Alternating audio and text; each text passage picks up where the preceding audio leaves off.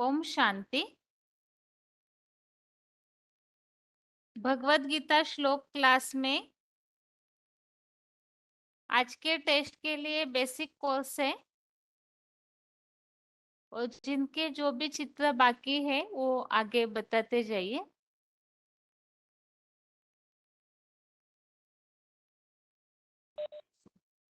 ओम शांति दीदी। हाँ जी। शिव और शंकर में अंतर। भक्ति मार्ग में आज भी शिव को पाप कटेश्वर मुक्तेश्वर माना जाता है, अवधरदानी माना जाता है और आशुतोष माना जाता है। लेकिन शिव शिव शंकर की इतनी पूजा करने के बाद भी आज क्या शंकर के द्वारा उनके पाप कटे हैं या आशुतोष जो है वो उनके लिए अवधरदानी बने हैं? इसका कारण क्या? कारण यह है कि मानते तो सब है शिव को, लेकिन यह जानते नहीं है कि शिव और शंकर में क्या अंतर है। और बहुत सारी गलत मान्यताओं और द्वापर युग से अनेक अनेक के ज्ञान सुनने के कारण वह शिव और शंकर को एक कर देते हैं, जबकि वास्तव में शिव परम पिता आत्माओं के पिता है और जो शंकर है वह मनुष्य सृष्टि के पिता है। तो जब संगम युग में 11 के 54 के अनुसार प्रवेश टुम यानी वो प्रवेश करने योग्य है, तो 9 के 11 में बताया है कि अवजनंति माम उड़ा मानुषी तनुम आश्रित, यानी वह साधारण तन का सहारा लेकर शिवरात्रि के दिन जब चारों तरफ अज्ञान अंधकार की और गलत मान्यताओं की में डूबे हुए मनुष्यों की अंधकार से रात्रि फैली होती है, तब वह शंकर में प्रवेश करते हैं। तब शिव शंकर शंकर में प्रवेश करते हैं तो उनको कहते हैं शिव शंकर। तो कहा जाता है शिवलिंग, शंकर लिंग नहीं कहा जाता है। शिवरात्रि कहते हैं, शंकर रात्रि नहीं। शिव नेत्र कहते हैं, शिव मंदिर कहते हैं, लेकिन शंकर नेत्र और शिव नेत्र नहीं, शंकर मंदिर नहीं कहते। शिव पुराण कहते हैं लेकिन शंकर पुराण नहीं कहते हैं। सदाशिव कहते हैं, शिवालय भी कहते हैं सत्यम शिवम सुंदरम, और गाते भी है कि कितना मीठा कितना भोला प्यारा शिव भोला भगवान। तो शिव शब्द का अर्थ कल्याणकारी है और शंकर शब्द का अर्थ है संहारकारी और विनाशकारी। अगर शिव ही शंकर होते तो उन्हें किसकी याद में बैठा हुआ दिखाया गया है? ज्यादातर ऐसे ही बताते हैं कि लिंग के सामने याद करते हैं, और पुराने पुराने मंदिरों में भी शिवलिंग बीच में और चारों तरफ दूसरे देवी देवता बताए हैं। अगर एक है तो क्यों अलग रखते हैं? अज्ञानता के कारण, ना समझने के कारण भक्ति मार्ग में दोनों को एक कर दिया है।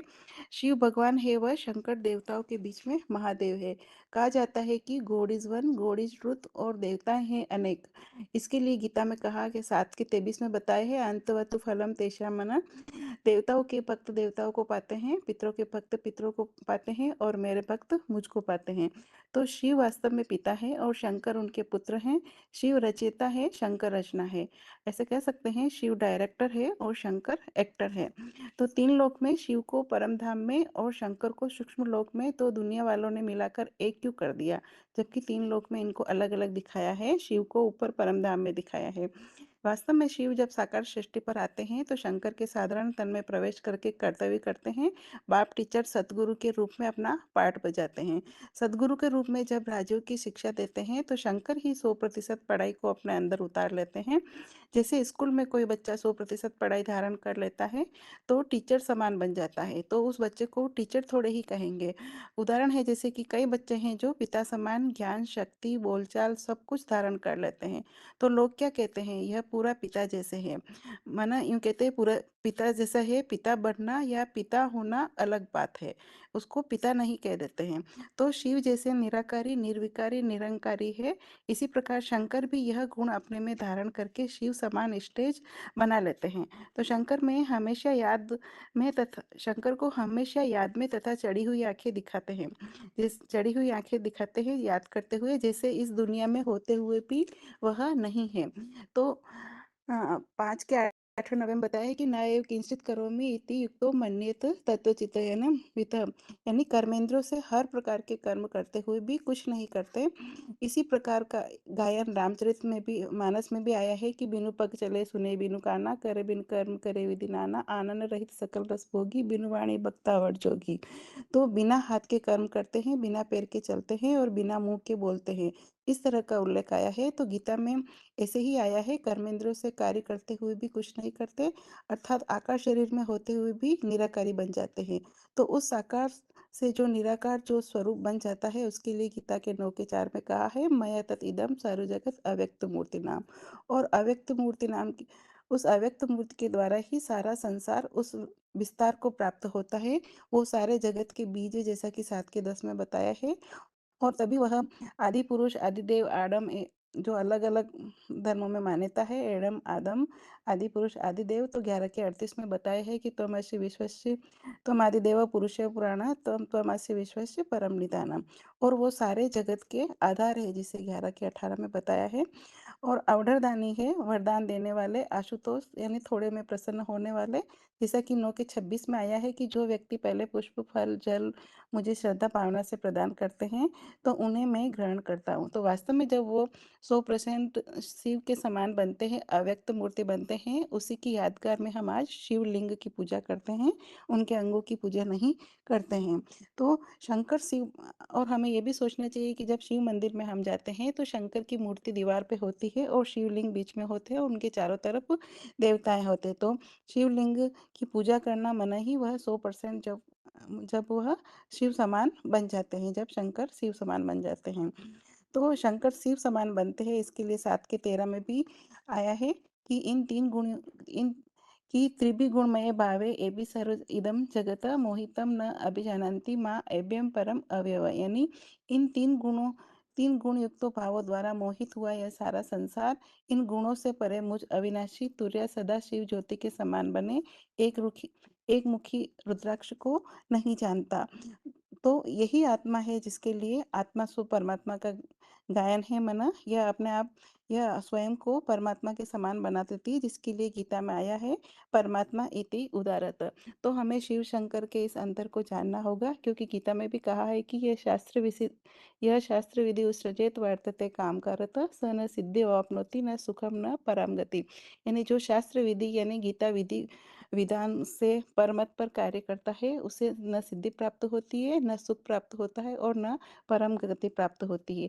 आज हम मानते तो सब कुछ है, जानते नहीं है, लेकिन हमें इस अर्थ को समझना होगा। इसके लिए आप आध्यात्मिक विश्वविद्यालय में सादर आमंत्रित है, जहाँ निःशुल्क परमपिता परमात्मा द्वारा आत्माओं को जगाने का और सच्ची गीता विधि विधान को बताने का पुनीत कार्य किया जा रहा है। ओम शांति दीदी। ठीक है माता जी। आगे बताइए। ओम शांति दीदी 22,707 हम्म। 84 लाख योनियों के बारे में बताना दीदी। जैसे कि भक्ति मार्ग में तो मानते हैं कि मनुष्य 84 लाख योनियों में जाता है और 84 लाख योनियों में जाने का कारण है समझता है कि जब मनुष्य बहुत पाप करते हैं तब अलग अलग योनि धारण करते हैं। तो यदि ऐसा होता तो मनुष्य यदि अलग अलग योनि धारण करते तो आज दुनिया में तो सबसे ज्यादा मनुष्य सुखी देखने में नजर आते और मनुष्यों की संख्या कम होती और जानवरों पशु पक्षियों की ज्यादा होती। लेकिन ऐसा तो नहीं देखा जाता, क्योंकि मनुष्य यदि सबसे ज्यादा सुख भोगता है तो सबसे ज्यादा दुख भी भोगता है। मनुष्य योनि में ही रह करके दुख भोग सकता है। जैसे कि जो आज देखा जाता है कि आज जो पैदाइशी में ही जन्मजात से ही अंधे लूले लगड़े पैदा होते हैं और कहा भी जाता है कि नहीं दारिद्र पातक पुंजा कि गरीबी ही पापों का पुंज है। और यदि ऐसा होता कि मनुष्य अलग अलग योनियों में ये जाते तो जितना सुख मनुष्य योनि में है तो उतना दुख मनुष्य योनि में है, क्योंकि सबसे ज्यादा इंद्रिया मनुष्य योनि में ही होती हैं। आज जो पशु पक्षी देखे जाते हैं वो तो फिर भी स्वतंत्र हैं, सुखी हैं। ना तो उन्हें रोटी कपड़े मकान की चिंता होती है, ना मान सम्मान का होता है। मनुष्य का तो रोटी कपड़े मकान की चिंता होती है। और यदि ये अपराध करता है तो इसके लिए दंड विधान भी बनाया गया है और पाप को धुलने के लिए गंगा स्नान भी करते हैं। यदि ऐसा होता तो यदि दंड पाप से यदि जो दंड विधान मिला है तो उससे यदि पाप कम हो गए होते या गंगा स्नान से पाप कम होते तो जो आज जेलों से भरे हुए मुजरिम है तो उनको गंगा स्नान करा देते तो आज तो पापों से सभी पाप मुक्त हो जाते। लेकिन ऐसा नहीं है, मनुष्य योनि में ही रहकर पाप भोगता है। जो गीता में भी जो आया है कि बहुनी में व्यतीतानि जन्मानि तव च अर्जुना तानि तानि अहम वेद सर्वाणि त्वं व्यथम परम तत्। कि भगवान कहते हैं कि हे अर्जुन तू अपने मेरे और तेरे बीच में असंख्य जन्म बीते हैं, तू तू उन सब जन्मों को नहीं जानता, मैं जानता हूँ। तो और वो कब बताते हैं कि जो गीता में भी आया है कि पुनर्वर्तिन कि जो ये सृष्टि है, ये एक साइकिल के समान घूमती रहती है, तो ये हूबहू रिपीट होती रहती है। तो ये कब का है? जो काल का है। तो जब मनुष्य 84 लाख योनियों में नहीं जाता है, तो मनुष्य ही योनि धारण करता है। तो ये कब का गान है? जो कहा जाता है कि बड़े भाग मानुष तन पावा, सो नर मुनि सब संतन पावा। और जैसे कि मनुष्य आत्मा मनुष्य योनि में ही जन्म लेती है। मनुष्य आत्मा एक बीज की तरह है। जैसे कि जो चना होता है ना, तो चना बोएंगे तो चना का ही पेड़ होगा, गेहूं का बोएंगे तो गेहूं का ही पेड़ होगा। तो ऐसे ही मनुष्य योनि में ही जाती है। हाँ, मनुष्य का जो है जाति है बदल सकता है, धर्म बदल सकता है, चोला बदल सकता है। जैसे स्त्री से पुरुष, पुरुष से स्त्री। तो मनुष्य 84 लाख योनियों में नहीं जाता, 84 लाख योनियां जैसे आचरण करता है। जैसे कि जो है कि जो बंदर की तरह है, तो जो बंदर की तरह कामी, क्रोधी, मोही, लोभी, अहंकारी बन जाता है, महाधिकारी।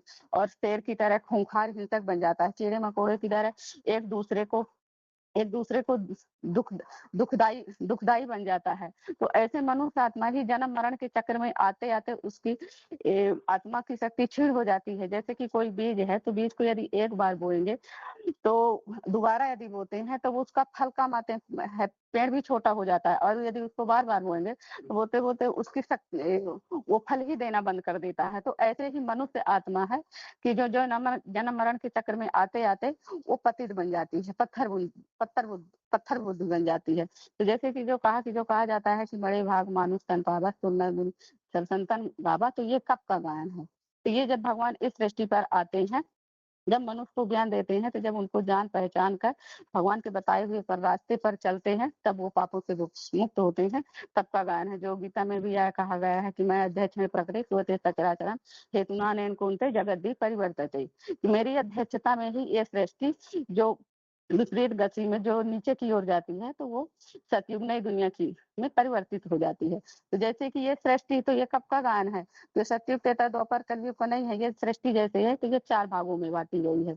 जो गीता में भी आया है कि द्विसहस्र वर्षाणाम अहर्रत ब्राह्मण विदु एतेषां प्रमाणम रात्रिते अहोरात्रिते विदुजना।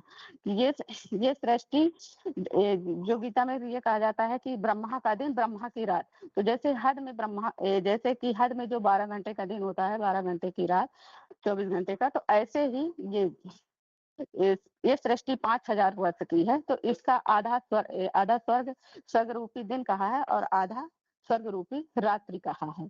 ये सृष्टि शास्त्रकारों ने तो इसे लाखों वर्ष की बता दिया है, लेकिन ये सृष्टि कोई लाखों वर्ष की नहीं है, 5000 वर्ष की है।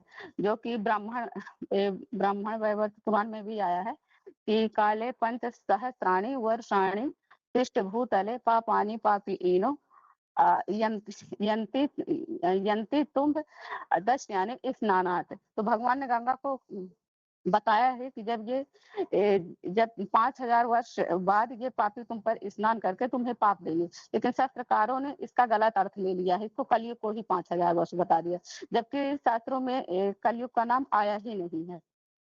और जैसे कि तो कलयुग के अंत में ही भगवान आते हैं और आकर के ज्ञान देते हैं, जिसकी यादगार पुरुषोत्तम संगम युग है और धर्मायुग कहा गया। जब 4 युगों के बाद जो सतयुग और त्रेता है, तो इसको दिन बताया है, और द्वापर और कलयुग को रात बताया है।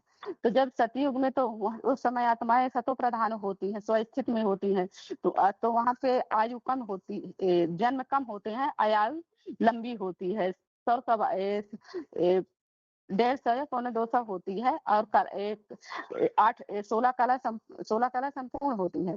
और जब सुख भोगते भोगते दो कलाएं घटती हैं, तब त्रेता में 12 जन्म और 14 कला क्षत्रिय वर्ण की होती है। जब वहां से भी गिरती हैं, तो कलयुग द्वापर में कलाएं घटकर 8 हो जाती हैं और जन्म 21 हो जाता है। आयु घट जाती है 50-60 वर्ष।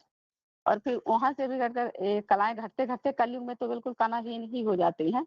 तब वहाँ 25-30 जन्म 43 होते हैं और आयु 30-40 वर्ष हो जाती है। जब कलयुग के अंत में से तामसिक बन जाते हैं, तब भगवान आकर के ज्ञान देते हैं। तब मनुष्य उनको जान पहचान कर उनको पहचान के उनके बताए हुए रास्ते पर चलते हैं और पति से पावन बनते हैं, देवता बनते हैं। तब के लिए गायन है कि बने भाग मानुष तन पावा शुभ नैमुद सरित संतन गावा, जो गीता में भी कहा गया है कि त्रय विद्या त्रय त्रय त्रय विद्या त्रय विद्या त्रय विद्या ज्ञान बोल रही त्रय विद्या कि जो मनुष्य है, जो मनुष्य जो तीन धर्मों के जानकार, जब ये तीन धर्मों के जानकार जब पापों से मुक्त हो जाते हैं तो वो दिव्य लोक स्वर्ग के सुरेंद्र लोक दिव्य लोकों को देव को भोगते हैं।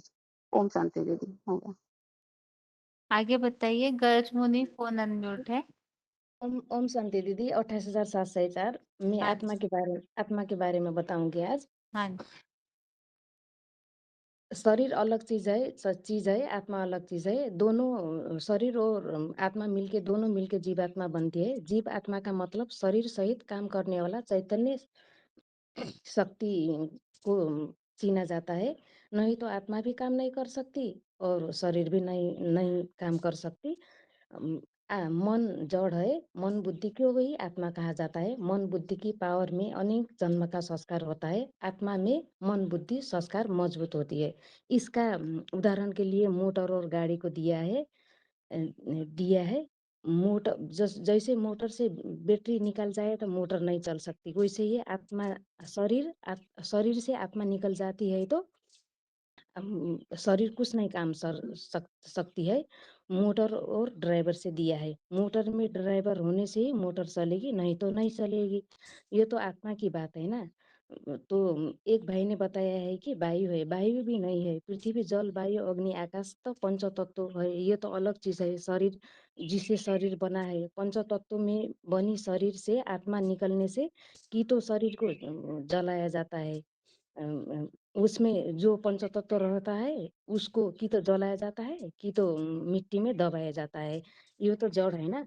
लेकिन आत्मा उनसे भी अलग क्या चीज है, तो ये मन बुद्धि सहित एक अति सूक्ष्म ज्योति बिंदु है, जिसको गीता में भी कहा गया है कि अणुयाम से मनु रश्मित। ये जैसे कि अति सूक्ष्म अणु रूप है, अर्थात अणु है तो चैतन्य है, ज्योतिर्मय है। उसका मन बुद्धि रूपी चैतन्य में अणु रूप में अनेक जन्म का संस्कार भरे हुए है। मन बुद्धि ही संस्कार सहित आत्मा कहा जाता है।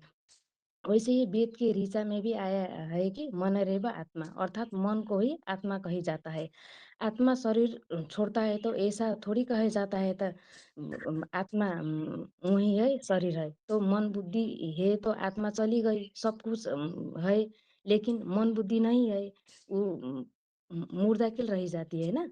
लेकिन मन बुद्धि से की शक्ति आत्मा चली गई तो वो शरीर उठ नहीं सकता है। मन बुद्धि का जो पावर है उसका ही दूसरा नाम आत्मा है। मन बुद्धि में इस जन्म के और पूर्व जन्म के संस्कार भरे हुए है। संस्कार का मतलब अच्छे बुरे कर्म का प्रभाव जो बैठ जाता है उसी को हम संस्कार कहेंगे। जैसे कि कसाई का परिवार का उदाहरण दिया है ना। जैसे कि किसी परिवार में कोई बच्चा पैदा हुआ, वो जन्मजात है, उसको गाय काटने के देखा है उसको, वो दूसरे लोग कहेंगे गाय काटना तो पाप है तो गाय नहीं काटना है। तो उस बच्चे में जब ये बड़ा होता है तो उसमें ये नहीं आएगा तो गाय काटने से पाप होता है, वो नहीं समझ पाएगा क्योंकि उन्हें जन्मजात उसने गाय काटने को देखा है तो उसकी संस्कार पक्की हो चुकी है। इसी तरीके से संस्कार तीसरी चीज है, जो मन बुद्धि और संस्कार वो ये तीन मिलके ज्योति बिंदु आत्मा कही जाती है। आत्मा शरीर के भृकुटी में वास करती है, जिसको आत्मा को महसूस किया जाता है। जो शरीर को भृकुटी के उत्तम अंग में वास करती है वो आत्मा संस्कार लेके जाती है। जैसे कि 15 के 6 में भी आया है कि जैसे फूलों का सुगंध हावा लेके जाती है ना, वैसे ही अच्छा कर्म बुरा कर्म का संस्कार जो भी पड़ता है वो आत्मा में भरा हुआ होता है। वो एक ठाव के शरीर छोड़ेगी, वो दूसरा ठाव लेगी तो वो अपना संस्कार लेके जाती है। जाती है। ओम शांति दीदी, इतनी ही बताऊंगी। अब दूसरे अगली उसमें बताऊंगी। ठीक है माता जी, आगे बताइए। ओम शांति दीदी। हाँ जी। दीदी मैं तो कोई तैयारी नहीं करे, वैसे आत्मा के बारे में बताऊंगी, टाइम ही नहीं मिलता तैयार करने का। ठीक है। हम ओम शांति। जब हम ये दिन भर करते थे मेरा और मैं, ये मैं और मेरा कौन, तो बोला है ना कि ये शरीर शरीर अलग है और अलग चीज है, और आत्मा अलग चीज है। ये दोनों मिलाकर ही जीवात्मा बनते हैं। ये हम अभी तक तो सिर्फ देह देह को ही जानते थे, आत्मा को तो कोई कभी ध्यान ही नहीं किया। ना हम आत्मा को कोई जानते। किसी से पूछते कि आप कौन हो तो क्या बोलते हैं, क्या चाहे तो शरीर का नाम लेंगे, नहीं तो काम का नाम लेंगे, ऐसे कुछ भी जो करते हुए नाम ले लेते। पर खुद क्या है ये नहीं जानते कि हम मैं कौन हूँ। तो अगर हम ऐसे बताने लगे कि हाँ आप आत्मा हो, तो ये सोचते कि आत्मा कहाँ रहती है, तो बोलेंगे दिल में रहते हैं। पर दिल में कैसे रहते हैं आत्मा? जब शरीर छोड़ देते हैं इंसान, तो भी दिल तो वहीं पे रहते हैं ना। तो आत्मा तो वहीं पे है, फिर भी शरीर नहीं चल रहा है, तो कैसे दिल में कैसे है? तो इसलिए बोला है कि जैसे मंदिर में जाते तो टीका लगाते, तो टीका कहाँ पे लगाते? भ्रिकुटी पे ही लगाते हैं ना। अगर भ्रिकुटी को भी किसी को बोले तो समझ में नहीं आते, तो बोले माथे पर लगाते हैं। तो माथे पर टीका जो लगाते हैं, वहीं पर हमारी आत्मा, आत्मा के रूप कैसे हैं? जैसे आसमान में सितारे दिखाई देते हैं ना, तो इसी तरह से ही हम एक आत्मा है, चमकते हुए सितारे हैं। तो ये आत्मा जो है, तो हम ये आत्मा आत्मा के जो करते आ रहे हैं, तो इसके लिए आत्मा के क्या काम करते हैं? आत्मा को पूरे शरीर को चलाते, आत्मा के सिंहासन है भृकुटी, और यहाँ पे बैठकर पूरे ये शरीर को चलाते। ये जो 10 इंद्रियों को यही चलाते रहते। तो आत्मा के जो लिए श्लोक में बोला है, अणु अणियम समस्मृत यह, जो अणु से भी अणु सूक्ष्म है। जो आत्मा के पिता भी उसी तरह से ही है, जैसे बोला है सांप के बच्चे सांप जैसे, हाथी के बच्चे हाथी जैसा। तो इसी तरह से हम भी आत्मा है, तो हमारे बाप भी वैसे ही आत्मा है। तो जैसे आत्मा है जो जन्म मरण के चक्र में आते हैं, तो 5 तत्वों के उसमें आते हैं, जैसे जल वायु अग्नि आकाश, जो ये शरीर बने हुए हैं, इसके उसमें आते हैं। पर जो भगवान है, जो वो जन्म मरण के चक्र में नहीं आते। तो जब भगवान जो इस सृष्टि पर ये सोचते हैं कि भगवान इस सृष्टि से सदा रहते हैं, तो कहते सबके अंदर रहते। पर भगवान तो सबके अंदर नहीं रहते ना। भगवान को ऐसे समझ लिया सबके अंदर रहते। अगर सबके अंदर होते, तो ना तो किसी को गाली देते और ना किसी को मारते। तो इससे भी होते कि भगवान सबके अंदर नहीं है, भगवान तो एक ही अलग चीज है, और हम है जो जन्म मरण के चक्र में आते, हम आत्मा अलग चीज है। तो जब इसके लिए आत्मा के लिए बोला है मन रेव आत्मा। तो ये मन है, बहुत चंचल है। तो ये चंचल मन के लिए बोला है। जैसे मन से ये शरीर है, जो एक शरीर छोड़कर जब दूसरे शरीर में जाते हैं, तो ये मन और ये जो शक्तियाँ, मन बुद्धि संस्कार, ये भी अपने साथ में ले जाते। जो बोले हैं कि जब आत्मा की एक शरीर से जाता है, तो जैसे हवा है जो फूलों के स्थान से सुगंधियों को ले जाते हैं, इसी तरह से ही आत्मा भी अपने संस्कार को ले जाते हैं। तो उसके लिए बोला है आत्मा के लिए, बासंसी जिरानी यथा विहाय नवानी गुह्याति जरा जिरानी तथा नवानी, क्या है पता नहीं। तो जैसे बोला है कि आत्मा एक शरीर छोड़कर दूसरे शरीर को धारण करते हैं। तो जैसे बोला है नैनम सिद्धंति शस्त्राणि नैनम दहंती पावक। तो बोला है कि जैसे आत्मा को शस्त्र नहीं काट सकते, हवा नहीं जला सकते, और अग्नि जला नहीं सकते, और हवा सुखा नहीं सकता। तो और बोला है कि देहि नित्य आबद्ध देह सर्वस्य भारत। तो माना देह सदा नहीं रहते और आत्मा सदा रहते हैं। तो इसी तरह से हम आत्माएं ये मन बुद्धि संस्कार के द्वारा ये कार्य करते रहते हैं। तो बोला है कि तो मन बुद्धि को ही जो पावर है वास्तव में उसका दूसरा नाम ही आत्मा है। मन बुद्धि में ही इस जन्म में पूर्व जन्म के संस्कार भरे हुए हैं। संस्कार का मतलब है अच्छे बुरे कर्मों किए जाते हैं, उस कर्मों का जो प्रभाव बैठ जाता है उसको कहा जाता है संस्कार। जैसे किसी परिवार में कोई बच्चा पैदा होता है तो जैसे कसाई के घर में परिवार में पैदा होता है तो बचपन से वो देखता है कि गाय काटते हुए तो उसके संस्कार आ जाता है। तो ऐसे ही वो करते पर उसको कोई एहसास नहीं होता कि हम पाप कर रहे हैं। तो अभी दुनिया के हाल ऐसे होए जा रहे कि दिन भर करे जा रहे। किसी ने बोला कि अरे हम तो अच्छे कर्म कर रहे, तो उनके क्या कहते फिर उनको बोला कि हाँ तो अच्छे कर्म कर रहे तो फिर गाली क्यों दे रहे, ये तो अच्छे कर्म नहीं है। तो फिर वो चुप हो गए। तो बोला ये भी एक वो है उसके संस्कार है जो अभी बन गए। अगर संस्कार ना भी हो तो अभी जो चल रहा है समय तो उस प्रभाव में आकर इंसान है जो अच्छे बुरे जो कर्म करे जा रहे हैं।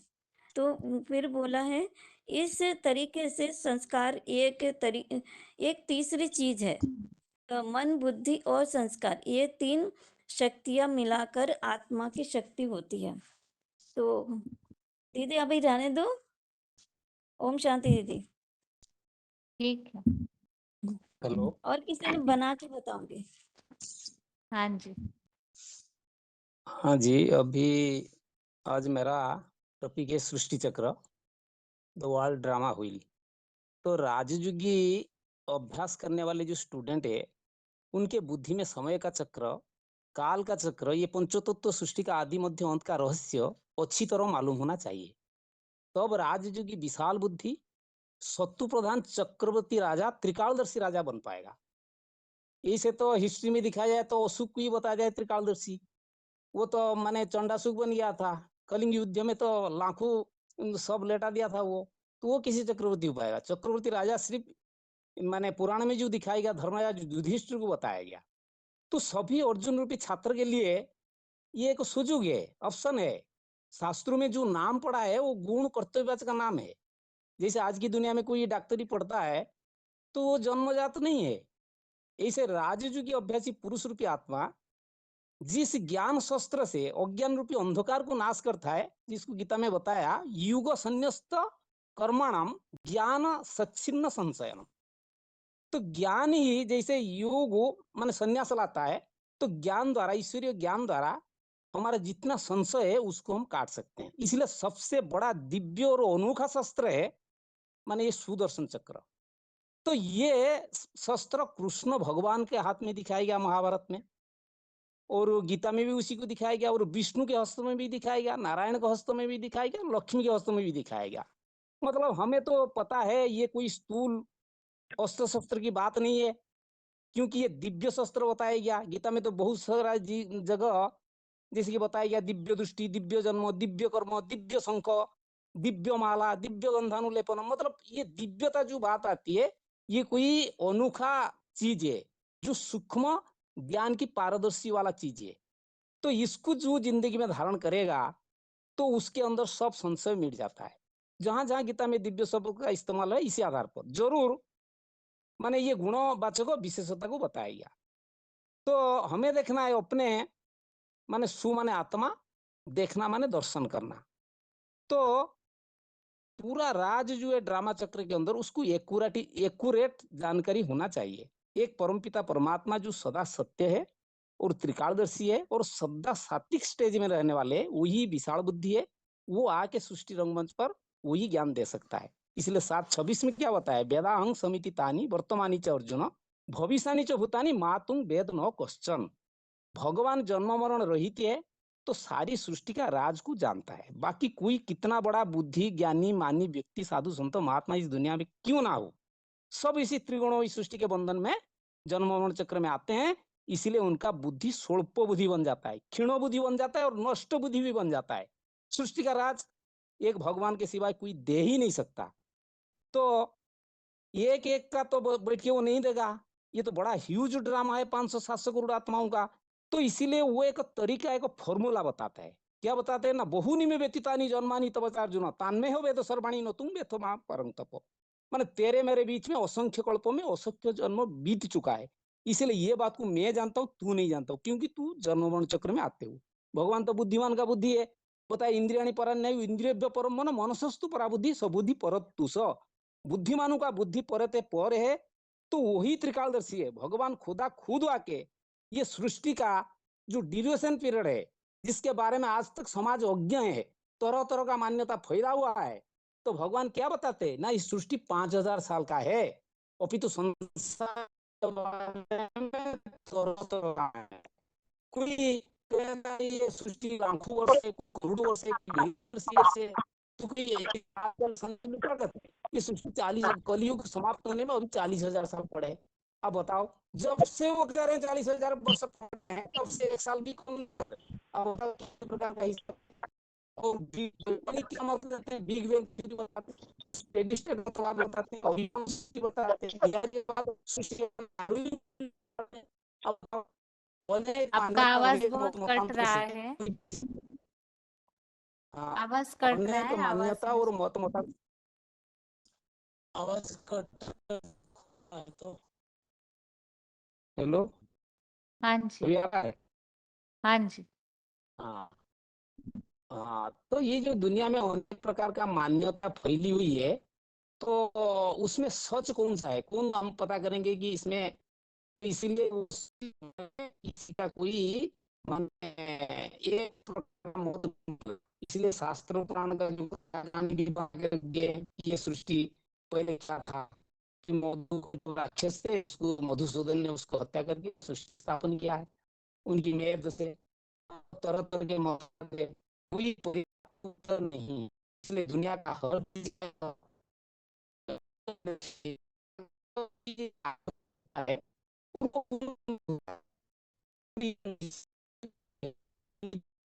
फिर से आवाज बंद हो गया, ठीक शब्द समझ में नहीं आ रहे, क्या बोल रहे हैं आप ये? अच्छा नेटवर्क का प्रॉब्लम हो रहा है क्या मेरा? हेलो, एक बार दोबारा करती हूँ और किसी का सुन के, तब तक। ठीक है। दीदी। हाँ जी, हाँ, ओम शांति। 24/5/68 अनम्यूट है ना दीदी? हाँ जी, बताइए। दीदी। हाँ हाँ, शिव और शंकर में अंतर बताती हूँ। शिव और शंकर अलग अलग है। भक्ति मार्ग में तो सब समझते हैं शिव और शंकर एक है, लेकिन इसलिए शिव शंकर भोलेनाथ सब कहते हैं। तो वास्तव में शिव है निराकार ज्योतिर्बिंदु, वो आत्माओं के पिता है, और शंकर शंकर के भी पिता है। तो शंकर है साकार, शिव के बड़े पुत्र है, जो उसको सनत कुमार भी कहा जाता है, और वो मनुष्य सृष्टि का पिता है। तो शिव को तो निराकार है, इसीलिए उनकी मूर्ति भी नहीं बनाई जा सकती, और उसका चित्र भी वास्तव में नहीं बना जा सकता। और शंकर का तो मूर्ति बताते हैं। तो जो पुराने पुराने मंदिर है उसमें भी शिव को बीच के शिवलिंग दिखाते हैं, और आसपास देवी देवताओं को बिठाए हुए दिखाते हैं, और उसके सामने शंकर की मूर्ति को दिखाते हैं। तो इसका मतलब है कि शिव है सभी परिवार में सबसे बड़े, तो उसको बीच में बिठाया हुआ दिखाते हैं, और सब उसका परिवार है, देवी देवताएं सब है उसका परिवार है। तो ऐसे पुराने मंदिर में दिखाते हैं।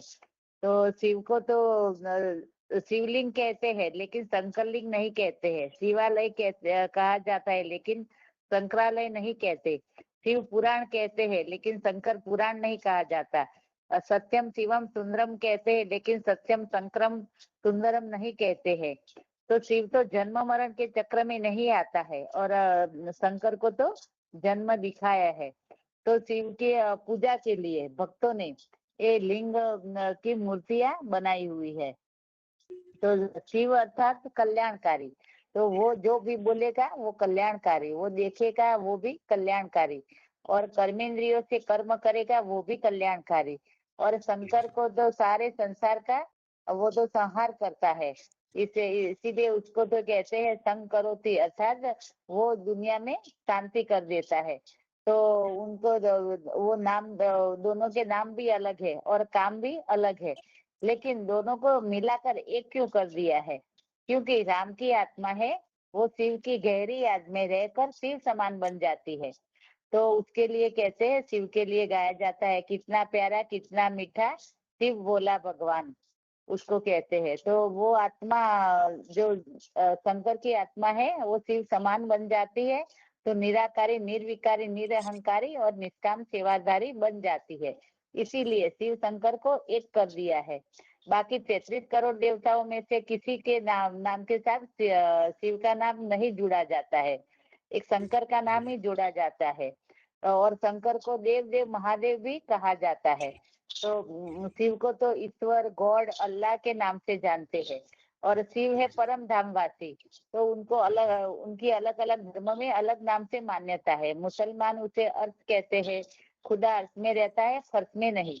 और क्रिश्चियन लोग अर्थात अंग्रेज लोग उसे सुप्रीम एबोर्ड कहते हैं।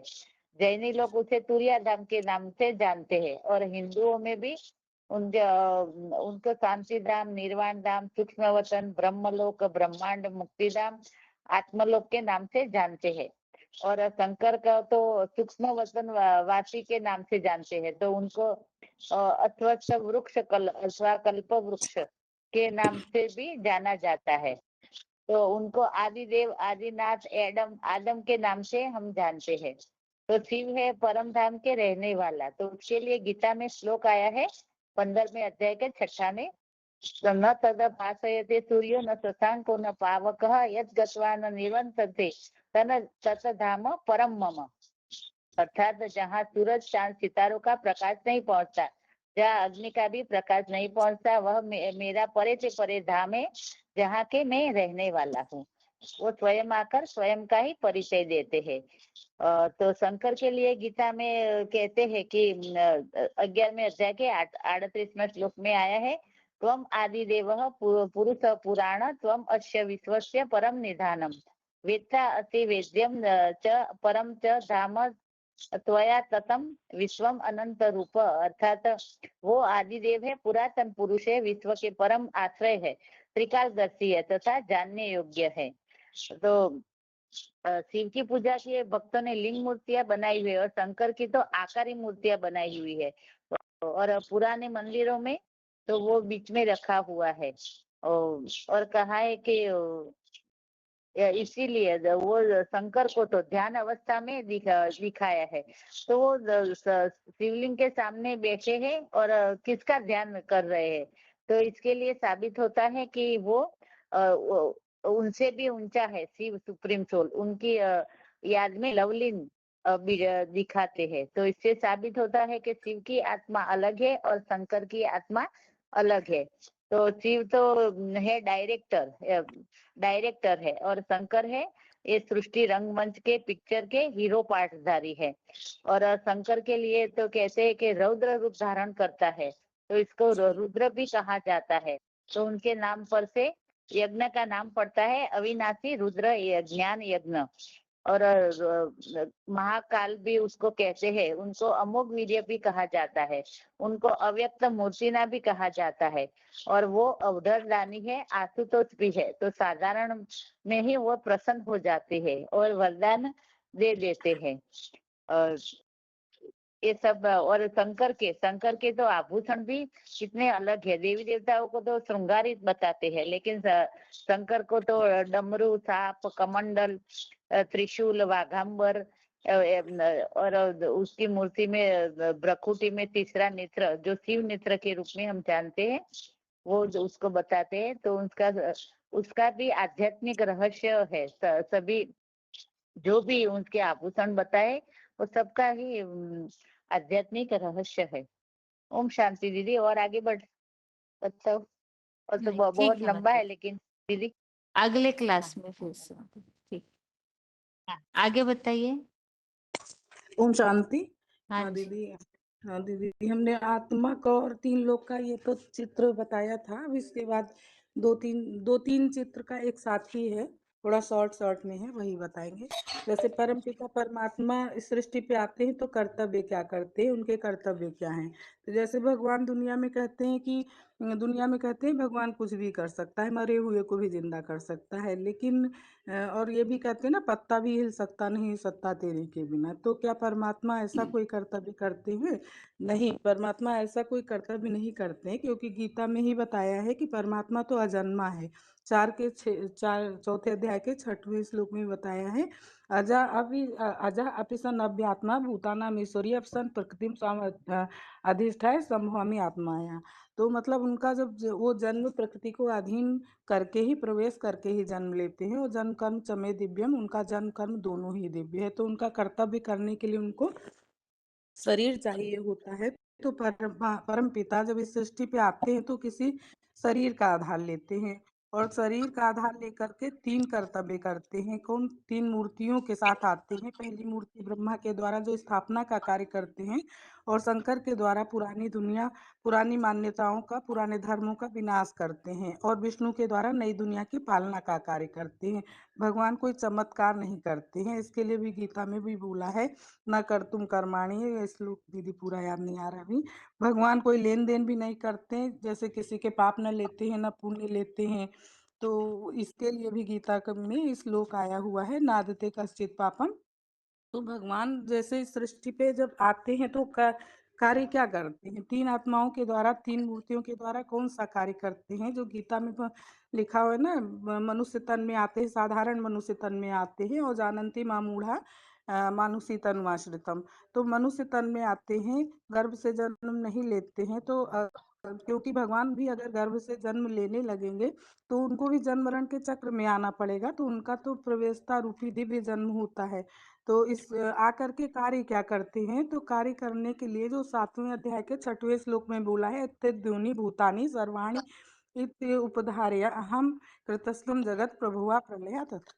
मतलब वो जगत का उत्पत्ति करता भी है, विनाश करता भी, मतलब प्रलय भी करते हैं और उत्पत्ति भी करते हैं। तो इस अनुसार जब भगवान तीन कार्यों के लिए तीन देवताओं का आधार लेना पड़ता है, भगवान जब इस सृष्टि पे परम पिता शिव आते हैं तो तीन आत्माओं का आधार लेते हैं, वही जिनको त्रिदेव त्रिदेव भी कहा जाता है। उन तीन मूर्तियों के द्वारा इस सृष्टि के परिवर्तन का कार्य करते हैं। तो ब्रह्मा, जिनको ब्रह्मा विष्णु शंकर कहा जाता है। लेकिन जब परमात्मा इस सृष्टि पे आते हैं तो तीन देवताओं का आधार तो लेते हैं, लेकिन आधार लेते हैं तीन देवताओं का, लेकिन वो प्रत्यक्ष एक के द्वारा ही होते हैं, एक व्यक्तित्व से ही प्रत्यक्ष होते हैं। अगर तीनों देवताओं के द्वारा प्रत्यक्ष हो जाए तो फिर उनको भी फिर सर्वव्यापी मान लिया जाएगा ना, सर्वव्यापी कह दिया जाए। तो जब भगवान सृष्टि पर प्रत्यक्ष होते हैं, किसके द्वारा होते हैं? वास्तव में जिस शरीर में वो आते हैं उस सृष्टि पर, उनके द्वारा इन तीनों कार्य करने के लिए तीनों का मतलब तन का आधार लेते हैं। लेकिन वो शंकर के साथ ही, जैसे 33 करोड़ देवताएं बोले गए हैं ना, देवी देवताएं, तो उनमें प्रत्यक्ष किसके द्वारा होते हैं? जिनका नाम शिव के साथ जोड़ा जाता है। जैसे शंकर का नाम ही शिव के साथ जोड़ा जाता है, तो परमात्मा शिव शंकर के द्वारा ही संसार में प्रत्यक्ष होते हैं।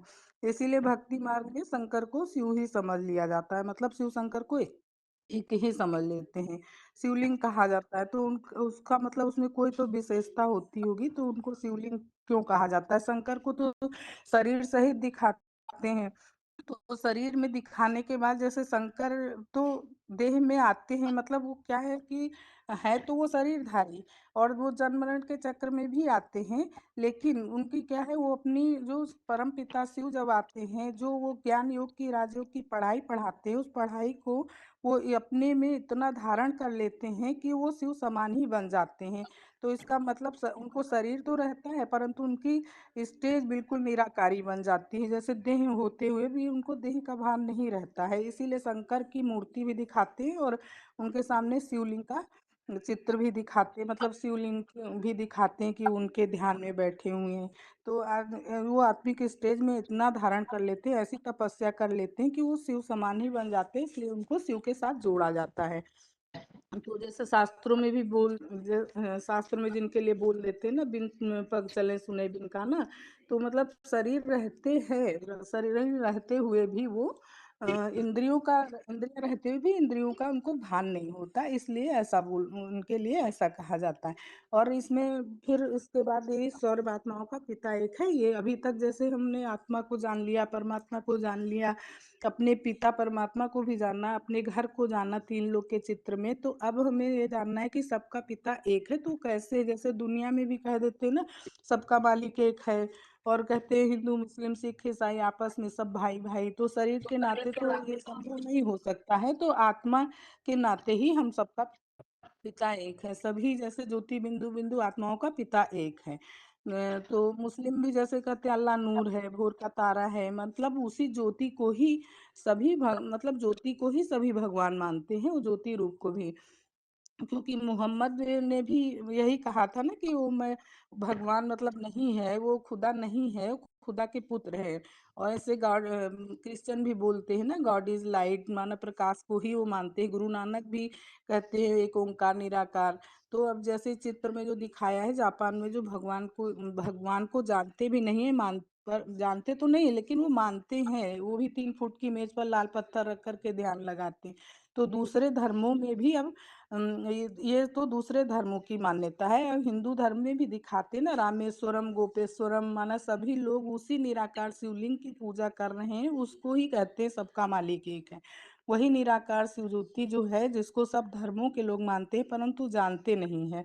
तो बौद्धि लोग भी जो गौतम बुद्ध को ही अपना भगवान मानते हैं, और आत्मा परमात्मा को तो नहीं मानते, लेकिन वो बुद्ध को ही अपना भगवान मानते हैं। राम के लिए भी दिखाया ना, रामेश्वरम ने राम ने शिवलिंग बनाकर पूजा की थी, लेकिन शंकर को क्या दिखाते, महादेव को, जिनको देव देव महादेव कहते, उनको भी ध्यान में बैठे ही दिखाते। तो वो किसका ध्यान करते हैं, वो तो शिव का ध्यान करते हैं, लेकिन शिव ने तो किसी की पूजा नहीं की।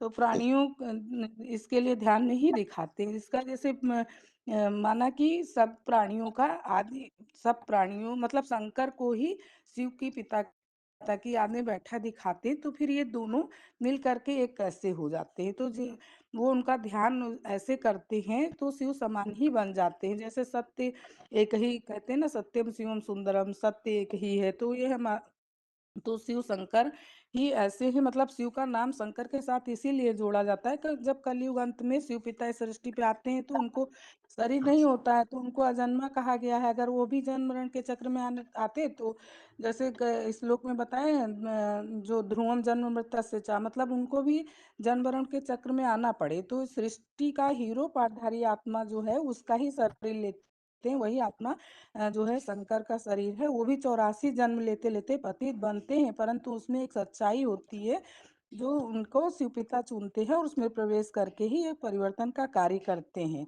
तो इसलिए वो सबका मालिक एक, जैसे सबके पिता एक कहे जाते हैं। और जैसे परमात्मा को ये भी हमने समझ लिया सबका पिता एक है। तो अब ये बात जैसे आती है कि भगवान मतलब परमात्मा सर्वव्यापी है या भगवान सर्वव्यापी है।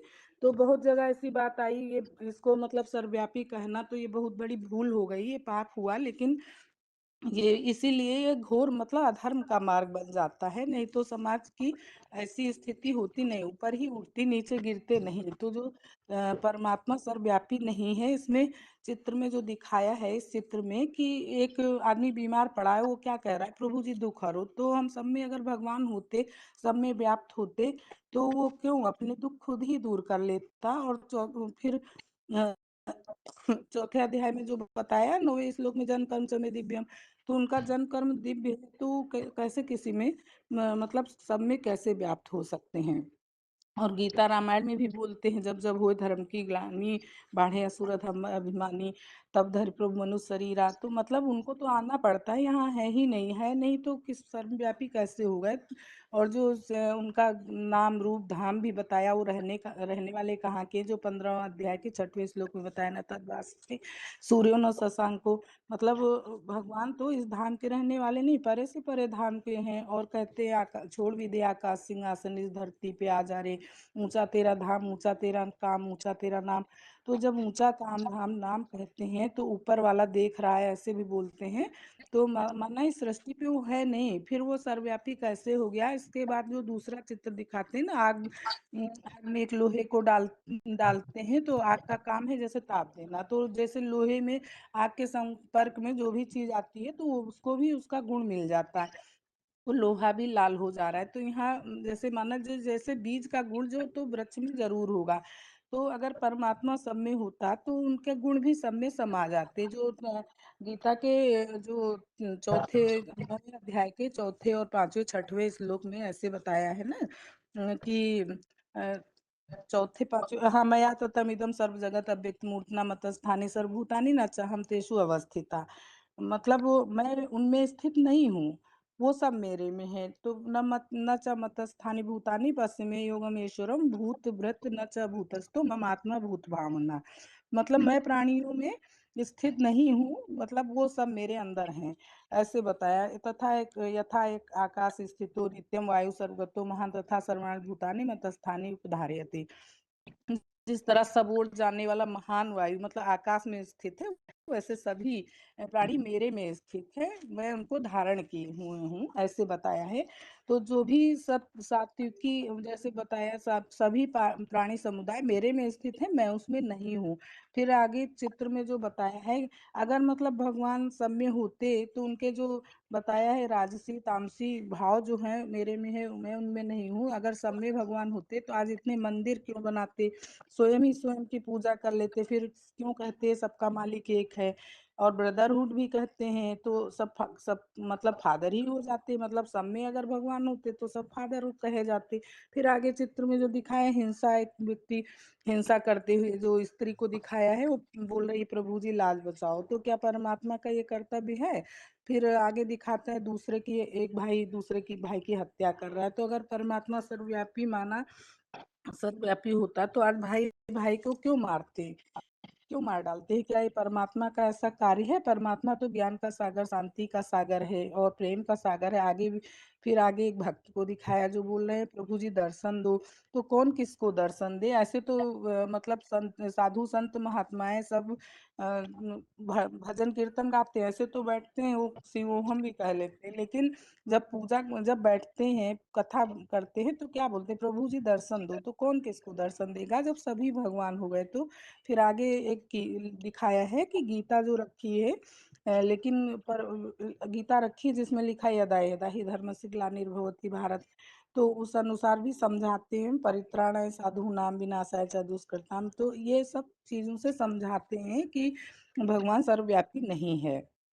तो वो और उसमें भी लिखते हैं ना रामायण में कि कल्प कल्प लगी प्रभु अवतारा। अगर वो हर युग में आते तो द्वापर के अंत में जब महाभारत युद्ध कराया और ऐसा कह देते कि कृष्ण के रूप में परमात्मा भगवान आते हैं, तो क्या कलयुग की स्थापना करने के लिए भगवान आए थे? तो उनको हर युग में आने की जरूरत ही क्या होती है? इससे साबित होता है कि परमात्मा सर्वव्यापी नहीं है और ना हर युग में आते हैं, कल्प में एक ही बार आते हैं जब कलयुग का अंत और सतयुग की आदि का समय होता है। इसको हम पुरुषोत्तम संगम युग कहा जाता है। अब जैसे सवाल ये उठता है, जैसे परमात्मा सर्वव्यापी नहीं है, हम ये तो बता देते हैं, सबको कह देते हैं, लेकिन फिर ये बात आती कहाँ से कि भगवान तो सब में है, कण कण में है? ऐसी बात कहाँ से आती है?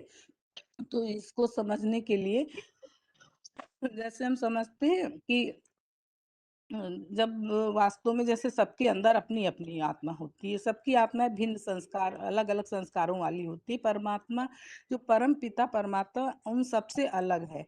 आत्मा में तो अलग अलग संस्कार हैं, शास्त्रों में भी जैसे बोलते ना आत्माएं सागर का बुदबुदा है, सब सागर में समा जाते हैं। तो सागर से जैसे एक चुल्लू पानी लिया, तो जब उस पानी को हाथ में लेते हैं फिर उस पानी को फिर सागर में उसमें खारेपन का गुण तो होता है, मतलब जैसे सागर खारा है तो जल भी खारा होता है। फिर उसको पानी को सागर में मिला देते हैं तो वो उसका गुण भी उसी में समाप्त हो जाता है, मतलब उसी में समा जाता है। तो आत्माएं तो सब अलग अलग हैं, अलग अलग संस्कार के हैं। तो कोई कौन आत्माएं ये चाहेंगी कि हम हमेशा के लिए खत्म हो जाए, मतलब समा जाए? तो ऐसा नहीं है। तो जैसे भगवान के लिए बोला है कल्प कल्प लगी प्रभु अवतारा, जैसे 9 के 4 में बताया मया तत्तम इदम सर्व जगत अव्यक्त मूर्तिना। तो सर्वभूतानि नहीं मतस्थाय सर्वभूतानि न चाहन्तेषु अवस्थिता। तो निराकार शिव जब इस व्यक्तित्व के द्वारा संसार में प्रत्यक्ष होते हैं, जिनको शिव शंकर बोला गया है, तो सारे संसार का वातावरण ही शिवमय हो जाता है। सबकी नजर में एक शिव का ही व्यक्तित्व समा जाता है और अंत समय में सारा संसार ही उनको पहचान जाता है। जब सबकी बुद्धि में एक ही मतलब एक में ही लग जाती है, उसी समय का ये गायन होता है कि परमात्मा की याद में सब की याद समा जाती है। तो उस समय का ये गायन होता है कि परमात्मा सर्वव्यापी है, मतलब सब में उनकी याद व्याप्त हो जाती है, न कि परमात्मा व्याप्त होता है। अगर परमात्मा तब दुनिया वाले धर्म गुरुओं से जैसे और भी इसका उदाहरण दे सकते हैं। जैसे लोमड़ी को अंगूर नहीं मिले तो कह दिया खट्टा है, खट्टे हैं अंगूर। और जब दुनिया वालों ने ये धर्म गुरुओं से भी पूछा कि परमात्मा के बारे में, तो वो भी नहीं जानते थे, पहुंच ही नहीं पाते थे, तो वो खुद को ही शिवोहम कहने लगे। तो शिवोहम कह दिया और अहम ब्रह्मास्मि कह के मतलब बहुत दूर कर दिया भगवान से। तो जब कलयुग का अंत और सतयुग के आदि का जो समय होता है, संधि काल का समय होता है, जब परम पिता परमात्मा शिव आकर के जिनके जिस तन का आधार लेते हैं, ये वही मूर्ति है जिसकी यादगार हर जगह मिलती है। जैसे हर हर महादेव कहते हैं। जब सारी दुनिया के सिर पे जब काल मंडरा रहा होता है ना, तब दुनिया को कोई याद नहीं आता है सिवाय एक ईश्वर के। उसी समय की यादगार है। जब दुख होता है तब सब परमात्मा को ही याद करते हैं। जैसे कहा जाता है ना, दुख में सुमिरन सब करें, सुख में करे न कोई। तो उस समय यह व्यक्तित्व ही सबकी याद में समाता है। सारी सृष्टि ही उस समय शिवमय हो जाती है और उस समय का ही एक गायन हो जाता है कि ईश्वर एक जगह है तो एक जगह, लेकिन वो सब जो साकार तनधारी शिव समान हो जाते हैं। तो दुनिया वालों को उनके लिए अंतर समझ में नहीं आता। शिव शंकर को फिर वही भक्ति मार्ग में गायन हो जाता है, शिव शंकर एक है और परमात्मा सब में है। ओम शांति दीदी। आगे ठीक के है। जो चित्र फिर अगले दिन हाँ बताएंगे। जी, हेलो। ठीक है। हाँ जी माता जी। हाँ जी दीदी, कल का ही छूटा हुआ बताऊंगी। हाँ जी। शरीर और इंद्रियों से सब कुछ करते हुए भी कुछ नहीं करते। जैसे इंद्रियां है ही नहीं, वास्तव में इंद्रियां हैं, पर उन इंद्रियों के विषयों का प्रभाव नहीं है। उनके प्रभाव से परे जे परब्रह्म की अवस्था शंकर जी 32 वर्ष की आयु में प्राप्त करते हैं। द्वात्रिंशद वर्ष वयसि भौतम शरीरम परित्यज्य परब्रह्मणि लीनम असीत। निराकारी स्टेज का वर्णन शास्त्रों में भी आया है। रामचरितमानस में है, बिन पग चले सुने बिनु काना, कर विधि कर्म करे विधि नाना। माना बिना पाँव के चलता है, बिना कान के सुनता है, बिना हाथों के नाना प्रकार के कर्म करता है। मुख नहीं है परंतु दुनिया के सब रसों को भोगता है। मुख ना होने पर भी दुनिया का सबसे बड़ा भोक्ता है। दुनिया के लोग समझते हैं कि वो भगवान है तो कुछ भी कर सकते हैं, पर भगवान किसी के पाप और पुण्यों को नहीं लेते हैं। जैसे नादते कस्यचित पापम न चैव सुकृतम विभु।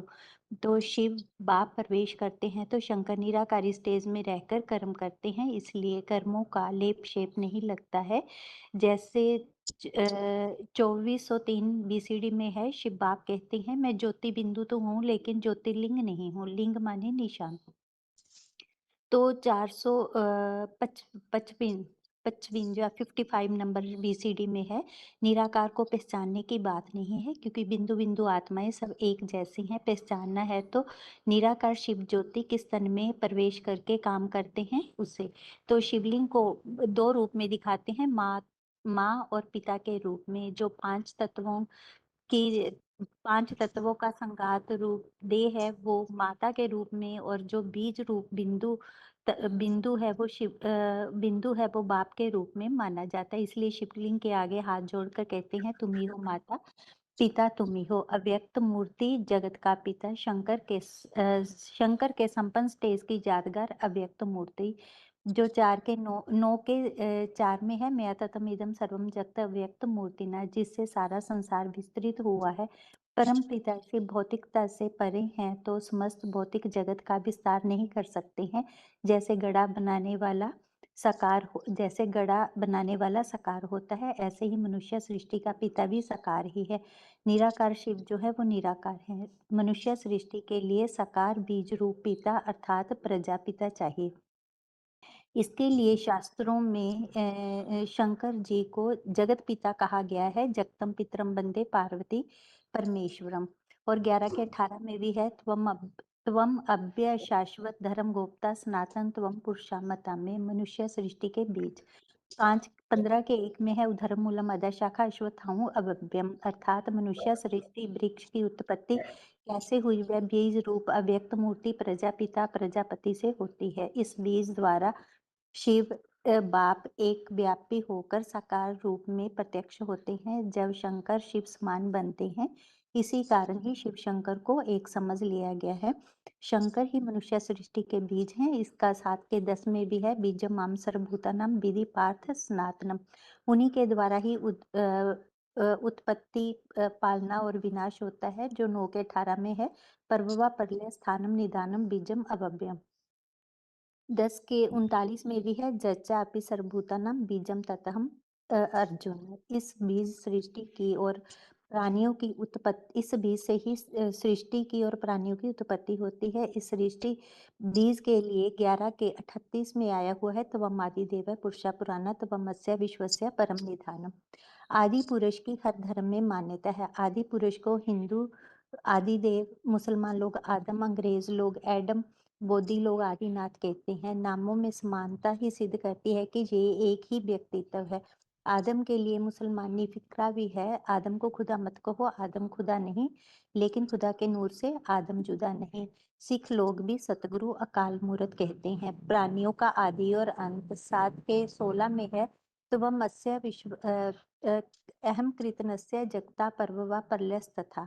और 10 के 34 में भी आया है, मृत्यु सर्व हराच अहम उद्भवम च भविष्यतम। सृष्टि का आदि और अंत शंकर के द्वारा होता है, इसीलिए उन्हें कालो अस्मिन कहा गया है। शास्त्रों में महाकाल शंकर को महाकालेश्वर ज्योतिर्लिंग के रूप में भी दिखाया गया है, और कालहस्ती जो माना कि मृत्यु से परे हो जाते हैं। इस अविनाशी स्वरूप के लिए 2 के 17 में है, अविनाशी तु तत्विधि जैन सर्वम इदम ततम विनाशम अव्ययस्य न कश्चित् कर्तुम अर्हति। आदि और अनादि। 10 के 2 में भी है, अहम आदि ही देवानाम महर्षि नाम च सर्वशा। 10 के 3 में भी है, जो माम अजम अनादिम च वेत्ति लोकम महेश्वरम। शंकर का ना आदि है ना अंत है, वो उनको अजन्मा दिखाया जाता है। जिसका आदि और अंत नहीं है, वो अनंत है। 9 के 11 के 19 में भी है, अनादि मध्य अंतम अनंत विवेम अनंत बाहु शशि सूर्य नेत्रम। इसलिए कहा भी है कि अग्नि समान लिंग का आदि और अंत पाने के लिए ब्रह्मा जी ऊपर की ओर और विष्णु जी नीचे की ओर गए, पर किसी ने भी उनका आदि और अंत नहीं पाया, वो अनंत हैं। रामचरितमानस में भी है, हरि अनंत हरि कथा अनंत कह ही सुन ही बहुविधि संग। शंकर को अमर तप का वरदान है कि वो कभी मरते नहीं हैं, इसलिए शंकर की जयंती नहीं मनाई जाती, उनकी न जन्मदिन मनाया जाता है, शिवरात्रि मनाई जाती है, क्योंकि वो घोर कलयुग रूपी रात में ही प्रत्यक्षता रूपी जन्म लेते हैं। जो खुद मृत्यु से परे है, वो ही मृत्यु से परे लेके जा सकता है, दूसरा कोई भी नहीं। इसलिए महामृत्युंजय का जाप करते हैं, जिसको 4.5 लाख आत्माएं सिद्ध करती हैं। अमरता की उपाधि इसीलिए ही मिली हुई है, इसीलिए ही अमरनाथ मंदिर प्रसिद्ध है। साकार स्वरूप द्वारा शिव की प्रत्यक्षता महाशिवरात्रि के रूप में गाई जाती है, इसलिए कहते हैं ज्ञान सूर्य प्रकटिया अज्ञान अंधेर विनाश। ये शिव शंकर का दिव्य जन्म है। जब तक शंकर में मिश्रण है, तब तक अशुद्ध है। जब एक ही आत्मा 100% शुद्ध बन जाए, कोई मिश्रण ना रहे, तो कहते हैं सत्यम शिवम सुंदरम। कामजीत शंकर ही ऐसा देवता है जिसने काम विकार को भस्म किया, काम विकार पर जीत पाई। कामनाएं ही सब पापों का मूल है। शिव शंकर को ही पतित पावन कहते हैं, अन्य कोई देवता नहीं है। अन्य देवताओं के हस्तनयन हस्तकमल हस्तमुख की यादगार है, जबकि शिव शंकर को लिंग रूप में पूजा जाता है। शिवलिंग को पवित्रता का स्वरूप भी कहा जाता है। शंकर ही ऐसा देवता है जो संपूर्ण वैराग्य का प्रतीक है। सदा पहाड़ों की ऊंची स्थिति में तपस्वी रूप में दिखाते हैं, जो 5 के 19 में भी है। ई ऐप्ते जीता सर्गो जशाम साम्यम स्थितम मना निर्दोषम ही समम ब्रह्म तस्मात् ब्राह्मणी ते स्थिता। शिव जिस साकार तनधारी द्वारा अपना कार्य करते हैं, वे जीते जी संसार को सब बंधनों से मुक्त करते हैं। उनको ना कोई पाप लगता है, ना पुण्य लगता है। स्वयंभू हैं जो सदा ही अपने आप को संसार में स्वयं ही अपने आप को संसार में प्रत्यक्ष करते हैं। सदा योगी काम भोगी अपनी इंद्रियों को वश में रखने के कारण सुख दुख से परे वैरागी अवस्था में रहते हैं। शंकर जी के लिए गायन है सदा योगी अर्थात तपस्वी, काम रहित, अभोक्ता, जिसके लिए रामायण में सीता जी भी कहते हैं कि हमारे जान सदाशिव जोगी अज अनग काम अभोगी। भगवान का तो शिव जो है वो त्रिकालदर्शी हैं, क्योंकि शिव बाबा जो हैं त्रिकालदर्शी हैं, क्योंकि एक समय ऐसा आता है कि उनका जो शरीर है झाड़ के चित्र पे दिखाया हुआ है सूक्ष्म लाइट का बन जाता है, इसलिए उनको उनका शरीर नहीं कहा जाता है। जब गर्भ में नहीं आते हैं पाप पुण्य भी नहीं बनता है, इसीलिए उन्हें स्वयंभू भी कहा जाता है। भगवान का साकार में आना क्यों जरूरी है? प्रत्येक मनुष्य आत्मा देह धारण कर सुख दुख पाप पुण्य भोगती है। जन्म जन्मांतर देह को धारण करते हुए उन देहों के भोग भोगते हुए अपने अस्तित्व को भूल जाती है, अपने को देह समझ बैठती है। जब परम पिता शिव सृष्टि पर आते हैं तो जिस धारी में प्रवेश करते हैं उसको आप समान बनाकर अपने बंधन में बांध लेते हैं और आत्माओं का उद्धार करते हैं। कहते भी हैं ज्ञान अंजन सतगुरु दिया, अज्ञान अंधेर बिनाए। साथ ही परब्रह्म परमेश्वर की वह मिल गया तो कुछ भी पाना शेष नहीं है, कुछ भी पाना शेष नहीं है। ओम शांति दीदी। हेलो, ओम शांति। आज का टॉपिक था सृष्टि चक्र। आवाज आ रहा है? Hello hello. हाँ जी, बताइए। आप हाँ। आधा बताए, ठीक है, बता हाँ, दीजिए। थोड़ा सा बताया था, थोड़ा सा और बताता हूँ आगे। हम्म, जैसे देखिए, दुनिया का हर चीज का एक ड्यूरेशन पीरियड होता है और वो ड्यूरेशन भी पुनः पुनः होता है, जो प्राकृतिक और नैसर्गिक भी है और निर्दिष्ट समय सीमा होने के नाते उसका अवधि भी बार बार होता है, इसलिए वो चेंज नहीं हो सकता, चाहे मनुष्य उसका हिसाब रखे या ना रखे। समय अनुसार वो चक्र अविराम चलता रहता है। इसीलिए गीता में क्या बोला? प्रकृति पुरुषश्चैव विद्धि अनादि उभोपि विकारश्च गुणश्चैव विधि प्रकृति संभवा। अर्थात पांच तत्व प्रकृति पुरुष रूपी आत्मा अनादि ड्रामा चक्र में बंधायमान है। अपनी समय अनुसार सत रज तम तीन गुण के साथ पुरुष रूपी आत्मा सृष्टि नाटक में 5000 साल ड्रामा पीरियड में बार बार पुनरावृत्ति होती है। ये एक सुख दुख दिन रात स्वर्ग नरक राम राज्य रावण राज्य और ब्रह्मा का दिन रात का प्रारूप है और इसको डास डन भी कर सकते हैं। ये चलती चले आ रहा है। भक्ति मार्ग में ये जो स्वस्ति का सिंबल दिखाया गया है, ये सिर्फ हिंदुओं का नहीं है, विश्व में हर धर्म में इस सिंबल का मान्यता है। जब भी कोई कर्म कार्य होता है तो इसको ये लगाते हैं, दुकान बाजार में भी लगाते, पूजा करते हैं। जो भी 2500 साल का हिस्ट्री मिली है तो इसमें भी ये प्रमाणता आती है। जैसे कि गीता में तो बताया शुक्ल कृष्ण गति होते जगत शाश्वतम होते हैं, एकया यान्ति अनावृत्तिम अन्यया आवर्तते पुनः। माने शुक्ल पक्ष कृष्ण पक्ष दोनों गति बराबर होता रहता है। तो लेकिन उसका ड्यूरेशन पीरियड कितना है कहीं गीता में भी माने स्पष्ट लिखा नहीं है, लेकिन बहुत सारे निशानी है जिससे हम प्रूव कर सकते हैं ये सृष्टि 5000 साल का है। कैसे ना, जो हिस्ट्री मिली है हमको वो 2500 साल के अंदर ही मिली है। उसमें इतना साम्यता कंटेस्ट करने में यथेष्ट है। जैसे कि जो खुदाई हुई है, जैसे कि आपका मेसोपोटामिया में है और वो माने मिस्र हड़प्पा महेशदार सिंधु घाटी में ग्रीक में, ये सब वो 5000 साल का है। ये 5000 साल के दायरे में नीचे है, ऊपर नहीं है। और दिल्ली में जो बिरला मंदिर में लिखा है 5000 साल पहले धर्मराज ने दिल्ली को परिस्थान बनाया था। तो ब्रह्म वैवर्त पुराण में लिखा है पृथ्वी पर जब 5000 वर्ष होंगे तो लोग पाप होंगे, पापी होंगे, तो और गंगा में जाके स्नान करके पाप मिटाएंगे। गीता में लिखा है इच्छा द्वेष समुत्थने द्वंद्व मोहन वार सर्वभूतानि समूह स्वर्गीयांति परम तपो। तो हरिवंश पुराण में लिखा है घूर कलयुग अभी 2 वर्ष संध्या काल में है और 1000 वर्ष आगे भी बताया है।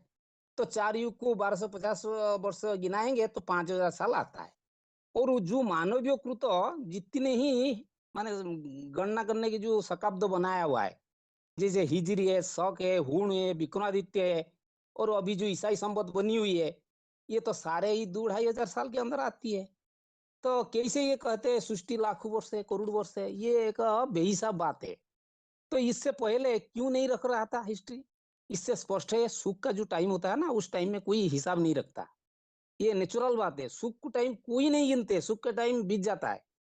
लेकिन जब दुख पड़ता है, एक एक सेकेंड मनुष्य हिसाब करता है। तो आज की दुनिया में हर चीज का हिसाब रखा जाता है। तो समय माने इसको प्रमाण करने के लिए और फिर देखा कितना साम्यता और वैचित्रता पर लिखित होती है। जैसे कि देखो, आज रात 12 घंटे तो दिन 12 घंटे। ये पृथ्वी का आवर्तन अपना चतुर्पार्श्व में होता है 24 आवर में, है, कभी परिवर्तन नहीं होता, कभी आगे पीछे नहीं होता। तो ऐसे ही माने 365 दिन 6 घंटे में पृथ्वी सूर्य चारिबक्खे परिक्रमण करता है। तो ये तो छोटा छोटा ड्यूरेशन है, एक जन्म के अंदर कई बार आता है और मनुष्य इसको अंगे निभाता है।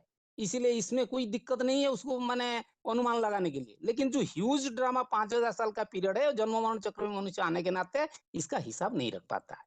इसीलिए भगवान जो है जन्म मरण चक्र से न्यारा है, वो सदैव सत्तु प्रधान स्टेज में, सत्तु प्रधान नहीं सात्विक स्टेज में सदा रहता है। तो इसीलिए रहते हैं, तो इसीलिए वो आके ये सृष्टि के बारे में बताते हैं। क्या बताते हैं ना, अब्रह्म भुवना लुका पुनरावृत्ति अर्जुन मामुपत्य तो कुंते पुनर्जन्म न विद्यते। हे अर्जुन, ब्रह्मलोक से लेके सृष्टि का हर चीज बार बार पुनरावृत्ति होता है, सर्कुलेशन होता रहता है।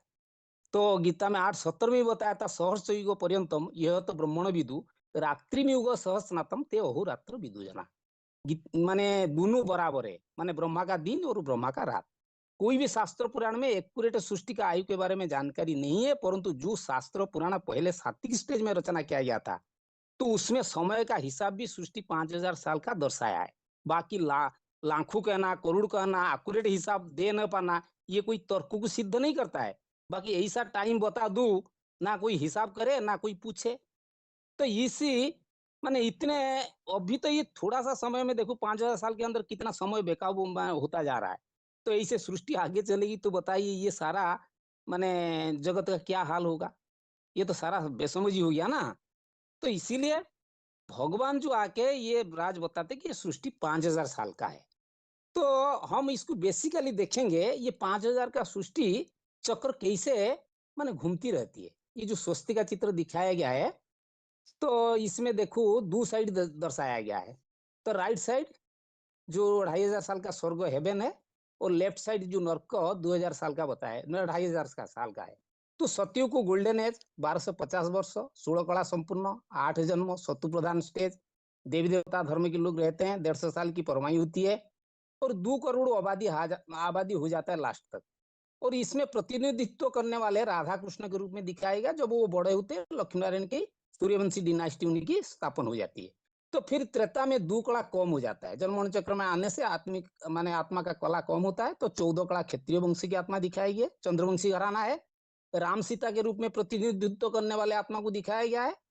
और यहाँ 12 जन्म आत्मा लेता है। वो सतु सामान्य स्टेज में रहते हैं, लगभग आयु 100 से 125 वर्ष की परमाई रहता है, 10 करोड़ आबादी अंत तक हो जाते हैं। दोनों सत्य त्रेता को स्वर्गीय ब्रह्मा का दिन कहा जाता है, जहाँ एक धर्म, एक भाषा, एक वसुधैव कुटुंबकम का धरती था। तो गीता में क्या बोला है, इसको तो हेवन व वैकुंठ बताया गया। दुनिया में भी गायन है, जन्नत पैराडाइज। क्रिश्चियन लोग का जो धर्मशास्त्र बाइबल में उसी दिखाया गया है, जो क्रिश्चियन आने से पहले 3000 वर्ष पहले भारत स्वर्ग था।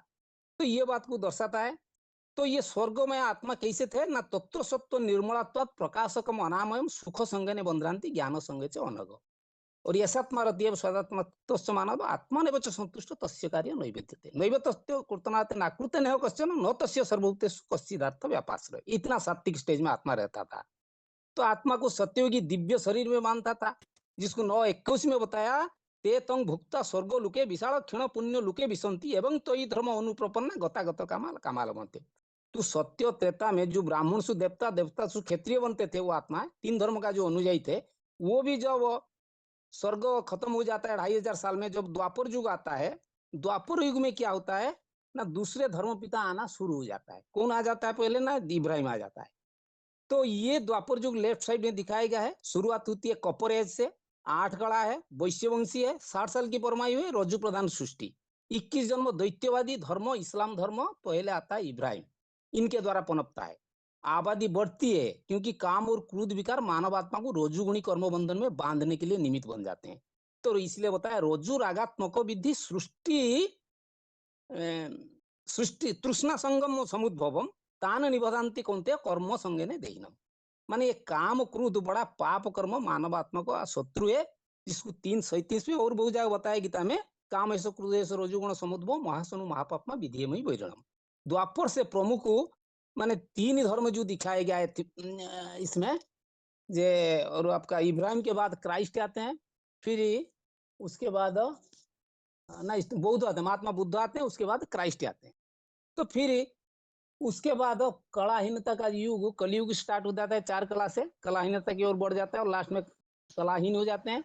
सृष्टि घोर अज्ञानता माने धर्म का धारणाहीन समाज, शूद्र वर्ण की आत्मा जिनका परमायु लगभग 30-40 साल हो जाता है, वो आयरन एजेड हो जाते हैं। इसलिए इसको बताया तमोतु अज्ञान अजमम विद्धि मोहनं सर्वदेही नाम प्रमाद आलस्य निद्रा भी तत् निबध्यांति भारत। तमोगुण आत्मा सर्व माने आत्मा के अंदर क्या गुण आ जाता है ना, लापरवाही, निद्रा, आलस्य, ये सब तमोगुणी आ जाता है। तो इससे ये जो काम क्रोध विकार और बढ़ जाता है। इसलिए गीता में बताया था त्रिविधं नरकस्य इदम द्वारम नाशनम आत्मनं काम क्रोध तथा लोभ तस्मात् एतत् त्रयम् त्यज्यते। काम क्रोध मानवीय जीवन धारा को अधर्म के रास्ते पर ले जाता है। तो काम क्रोध लोभ मोह अहंकार आलस्य निद्रा लापरवाही दंभ, ये सब जो आसुरी अवगुण है, तो सारे तमोगुणी देहवान मानव को गंदे नाली के कीड़े बना देते हैं। तो जो 3 धर्मों का विशेष उपासना करने वाले थे देवताएं, वो अंत भी वो इस परिवेश के माने प्रभाव में वो भी दुखी अंत में हो जाते हैं, वो भी विकारी बन जाते हैं। इसे सारी सृष्टि तो दुखी होता है, अपितु भगवान का इसे श्रेष्ठ जो बच्चे हैं, उनको उद्धार करने के लिए भक्तों का पुकार सुनकर भगवान को आना पड़ता है। क्यों आना पड़ता है? नहीं, जो काम क्रोध लोभ मोह अहंकार से जो दुनिया अधर्माचारी बन जाते हैं। सबसे बड़ा अधर्म क्या है ना, अधर्माभिवाद कृष्ण पदिशंति कुलस्त्रिय त्रिषु दुष्णासु वासनेय जायते वर्ण संकर संकर नरकाय वो कुलाघ्नाना कुलस्य च पतंति पितुरेसा लुप्त पिंडो दक्रिया दुस्सरंते कुलाघना वर्ण संकर कारके उत्सादंता जाति धर्म कुल धर्म च शासत उत्सन्ना कुल धर्मना मनुष्यना जनार्दन नरके नियतवास भवति इति अनुशुश्रुम। नारकीय माने जिंदगी हो जाता है। तो भगवान को ये नारकीय सृष्टि से अपने बच्चों को पुनरुद्धार उद्धार करने के लिए क्या करना पड़ता है? ये वर्ण संकर प्रजा को नाश करना पड़ता है। इसीलिए होता उसी देवरी में लुका न कुरियत कर्म चेदहम शंकर अस्य करता श्याम उपोहम करता है। तो इस प्रकार जो नारकीय ये जो सृष्टि बन जाता है, तो उद्धार करने के लिए भगवान ने जो यदा यदा धर्म से ग्लानिर्भूत भारत के आधार पर भगवान सृष्टि पर आते हैं। क्यों ना, ये ह्यूज सृष्टि ड्रामा चक्र का वो डायरेक्टर है, जिसको बताया मयाध्यक्षण प्रकृति सुयते सचराचरम हेतु नाम अनेकोन्ते जगत भी परिवर्तित है। जिस समय आते हैं वो पुरुषोत्तम संगम आते हैं। ये सबसे बड़ा इंपोर्टेंट चीज, ये जो छोटा युग दिखाया गया, ये 100 साल के अंदर भगवान आके दुनिया में, जैसे और धर्म पिता 100 साल के अंदर अपना अपना धर्म स्थापन किए हैं, तो जो सर्व पिताओं का पिता है, ग्रेट ग्रेट ग्रैंड फादर है, तो वो उस तन का आधार लेके स्वयं त्रिकालदर्शी परमपिता परमात्मा आके सृष्टि में आदि सनातन देवी देवता धर्म का स्थापन करते हैं। तो ये जो 100 साल का पीरियड है, ये बहुत गुरुत्वपूर्ण है। इसमें पूरा ह्यूज ड्रामा का 5000 साल का चक्र बार बार रिपीट होता है। तो ये जिसको कहा जाता है डायमंड एज, जिस समय आते हैं वो पुरुषोत्तम संगम युग है, जिसको लिपि युग भी कहते हैं। और कोई शास्त्र पुराण में इसका कोई स्पष्ट जानकारी नहीं है। तो भगवान आके क्या करते हैं ना, भगवान प्रकाश का भंडार है, ज्ञान का ऊर्जा है, अखूट शक्ति है उनके अंदर, जो जैसे भी हो इस ज्ञान को धारण कर सकता है। बेसिकली सृष्टि का ज्ञान, सृष्टि चक्र का ज्ञान जो जिसके अंदर होगा, उनका अंधकार से वो परे हो जाएगा। तो कहने का मतलब इस प्रकार का दोनों गति को जो अच्छी तरह जान लेता है, जैसे 8:37 में होता है नैते श्रुति पार्थ जानन युगी मोहाति कश्चन तस्मात् सर्वेषु कालेषु युगयुक्त धर्म भवार्जुन। सृष्टि चक्र में ये जो दोनों गति है, जो अच्छी तरह जान लेता है, अज्ञान का गति और ज्ञान का गति, यही ड्रामा चक्र का अंदर राज है। ज्ञान का प्रकाश रूपी दिन और अज्ञान रूपी रात्रि को जो अच्छी तरह जान लेता है, वो कभी मोह अंधकार में नहीं फंसता। तो ये सब जानने के बाद हमें सत्वगुणी सबसे ज्यादा महत्व देना है, क्योंकि शिव क्या है, शिव जो ये ज्ञान चक्र देता है वो सदा सात्विक स्टेज में रहता है। क्या बताया? त्रैगुण्य विषय बताया, नैस्त्रिगुण्य भवार्जुन निर्द्वंद्व नित्य वस्तु नियोगक्ष में आत्मावाद। तो मैं जो हूँ जैसा हूँ उसी प्रकार वो बनाना चाहते। तो हम बच्चे का बुद्धि सात्विक बनना चाहिए। सात्विक बुद्धि बनेगा तो हम विशाल बुद्धि बनेंगे, त्रिकालदर्शी बनेंगे। हर चीज इस सृष्टि के दायरे में जो जैसा है उसको अच्छी रीति हम समझ पाएंगे। तब हम चक्रवर्ती विश्व महाराज बनेंगे। सुदर्शन चक्र ये कोई शस्त्र नहीं है, ये है हमारा ड्रामा चक्र का राज। इसलिए दुनिया में आज जो शासन तंत्र में बैठे हैं वो कोई बुद्धिमान आदमी नहीं है। उनका बुद्धि को हम क्या कहेंगे, एक 3 प्रकार का बुद्धि है, विशाल बुद्धि, एक अल्प बुद्धि, एक नष्ट बुद्धि। अल्प बुद्धि जो है सिर्फ अपनी बात सोचता है कि अपनी परिवार जहां से पैदा हुआ है वहीं से खाना पीना रहना, उसके लिए कमाना, चाहे समाज में लूट लू कुछ कर लू, समाज का कोई चिंता नहीं उनका। नष्ट बुद्धि उनका है जो एकदम उग्र कर्माणी, जो कहते हैं ना माने यथाम बुद्धि अवष्टभ्य नष्टात्मा, माने अल्प बुद्धय। हाँ, तो प्रभवंती उग्र कर्माणी ख्याय जगत होता। उग्र कर्म जो अपनाते हैं, माने एटॉमिक एनर्जी निर्माण करते हैं, आज दुनिया बारूद की ढेर पर खड़ा कर दिए, तो उनका बुद्धि नष्ट हो चुका है। तीसरा चीज है विशाल बुद्धि। विशाल बुद्धि भगवान स्वयं आके ईश्वरीय ज्ञान के आधार पर बनाते हैं। जो जितना ज्ञान को रिसीव करेगा, ग्रहण करेगा, बुद्धि उनका उतना सात्विक बनेगा, वो उतना पारदर्शी, उतना सृष्टि नाटक का राज को अच्छी तरह समझ पाएगा, तो वो चक्रवर्ती राजा बन पाएगा। कौन सा? ठीक।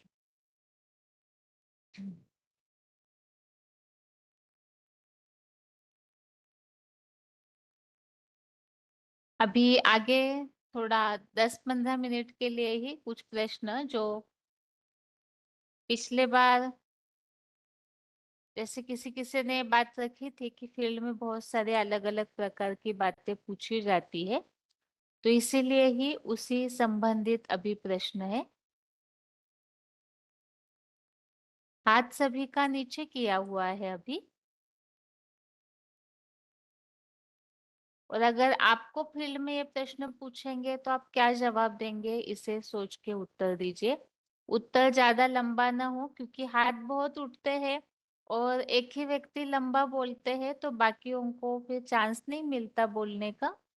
इसीलिए ये प्रयास जरूर कीजिए कि आप शॉर्ट में 2-3 वाक्यों में मेन बात क्या बतानी है। ऐसे होता है कि आप आते जाते, आपके कनेक्शन में बहुत से लोग आते होंगे, उनके पास समय नहीं है और आपको शॉर्ट में कोई सटीक उत्तर उन्हें देना है। ऐसे समय में आप क्या उत्तर देंगे? सबसे पहला प्रश्न ये है, ज्यादातर दुनिया में भक्ति भावना ज्यादा दिखने में आ रही है और ये जो ज्ञान की बातें हैं, ज्यादातर ऐसे कई गांव देहात के लोग हैं जो अनभिज्ञ है ज्ञान से। कईयों के पास तो बेसिक नॉलेज भी नहीं पहुंचा हुआ है। तो ऐसे लोग जो है उन्हें आप अगर कोई नई बात बताते हैं तो मोस्टली ऐसे सुनने में आता है कि लोग यही बताते हैं हम अपनी भक्ति में खुश हैं। तो ज्ञान सुनना चाहिए, ज्ञान का महत्व उन्हें बताना है, तो उन्हें आप क्या बताएंगे?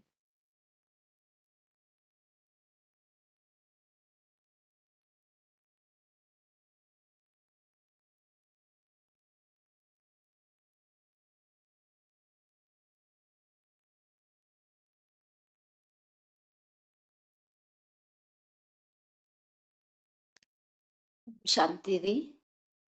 हाँ जी, 1 मिनट में तो जो कभी भी हाथ नहीं उठाते, उत्तर नहीं देते, वो हाथ उठाइए। कई बार ऐसे होता है कि जो भी आपको बोलना आ रहा है, भले सही नहीं बोल रहे आप, तो भी प्रयास कीजिए बोलने का, ताकि बताने की प्रैक्टिस हो जाए। हाँ, बताइए माता जी। हाँ दी, बता सकते हैं उनको कि भक्ति तो हम अनेकों वर्षों से करते आ रहे हैं, परंतु समाज का तो पतन ही होता आ रहा है ना। भी ठीक है, भक्ति मतलब अच्छी चीज है भगवान को मानना, परंतु उस भगवान को जानना भी तो जरूरी है ना। तो ज्ञान के माध्यम से ही हम ईश्वर को जान सकते हैं। और ये भी बता सकते हैं कि नई दुनिया की स्थापना के लिए नया ज्ञान होना जरूरी है। पुराने ज्ञान से तो दुनिया अवनति की ओर जा रही है, और नए ज्ञान से ही मतलब उन्नति की ओर जा सके। अच्छा। आगे बताइए माता जी। 12656 बताइए माता जी। हाँ, शिव बाबा कहते हैं भक्ति मार्ग तो बहुत किए हैं, लेकिन प्राप्ति कुछ हुई नहीं। लेकिन अभी भगवान इस धरती पर आया हुआ है, अपने को नई दुनिया में लेके जा रहा है, तो अपने को ये ज्ञान धारण करना चाहिए, सुनना चाहिए। और औरों को बताएंगे तो वो धारण भी नहीं करते हैं, सुनते भी नहीं, इसीलिए उनको नई दुनिया का संदेश देना चाहिए। ओम शांति दीदी। हेलो, बताइए माता जी आगे। हाँ ओम जी, शांति बहन जी। हाँ जी। 4681 हैदराबाद वन। और जो हाँ, ड्रापरिंग से हम लोग भक्ति कर रहे हैं ना, फिर उसका फल देने के लिए अभी भगवान आया हुआ है। फिर इसके लिए मेरा हम लोगों को टीवी में भी देखता है ना, राक्षस को बैठ के तपस्या करते रहते, बाद में एक बार वो शंकर आके सामने खड़े होते। ऐसे ही अभी भगवान हम द्रापरिंग से करते रह रहे भक्ति, इसके फल देने के लिए अभी आया हुआ है। ओके बहन जी। ओम शांति दीदी। हाँ जी माता जी। मैं जितना आता है उतना ही बताती हूँ। हाँ दीदी, ये भक्ति क्यों करते आए? भक्ति तो हमने नहीं चलाए, पूर्व संस्कार पूर्व जन्म से चलते आए, इसी के आधार पर ये भक्ति हमने करते आए। क्या भक्ति से हमसे कुछ प्राप्ति? क्या भक्ति तो करते, फिर मंदिर पूजा भी करते, फिर हम भगवान को ऊपर देख के बुलाते हैं। क्यों बुलाते हैं? इधर कोई देवी देवता नहीं है इसीलिए बुलाते हैं ना, भगवान यहाँ नहीं है इसीलिए बुलाते हैं। ये भक्ति का भी अब हम भक्ति करते, भक्ति से तो कुछ प्राप्ति नहीं हुआ है। भक्ति से तो हमें जो जो जो बोलेंगे वही करते आए, इससे तो हमें कुछ भी प्राप्ति नहीं, दुर्गति हुई है। और भगवान आकर हमको इस दुर्गति से उठाने, भक्ति से पीछा छुड़ाकर ज्ञान देने आए, ज्ञान से के भगवान की प्राप्ति कराने के लिए आए हैं। ऐसा ही है दीदी। आगे बताइए। हेलो दीदी। हाँ जी, हेलो 24। हाँ जी बताइए। हाँ, भक्ति वाले अभी तक जो भक्ति कर रहे थे, जिनमें फोटो में मंदिरों में मस्जिद में ढूंढ रहे थे, वह अभी चैतन्य में आया हुआ है। जैसे अगर आपको पता होगा कि आपका पिता जो चैतन्य में गांव में आया है, शरीर का पिता, तो आप जरूर मिलेंगे ना। तो ऐसे ही सभी आत्माओं का पिता अभी इसी समय एक ही बार 5000 साल में आता है। तो आपको ये संदेश है कि आत्माओं के पिता को आपको जरूर मिलना है, ताकि आपको आत्मा का वर्षा बाप से मिल सके। बाप की पहचान से ही आपको आत्मा का और परमात्मा का परिचय मिलने के बाद ही आपको वर्षा मिलेगा। आगे बताइए।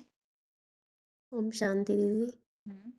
दीदी हम ये भी बता सकते हैं, जैसे कह देते हैं कि हम तो बहुत अच्छा कर्म करते हैं और मना हमें तो ज़रूरत नहीं है किसी चीज़ की, तो उनको ये भी बता सकते हैं कि कर्म करना भी कौन बताता है।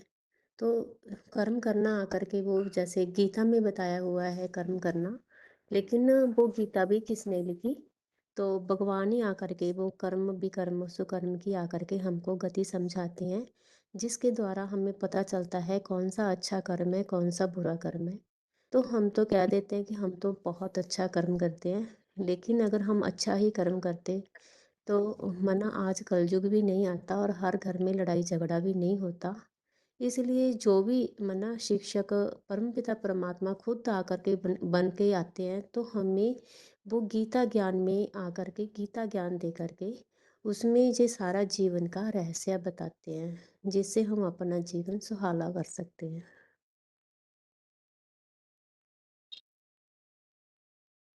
ठीक है, एक प्रश्न और है।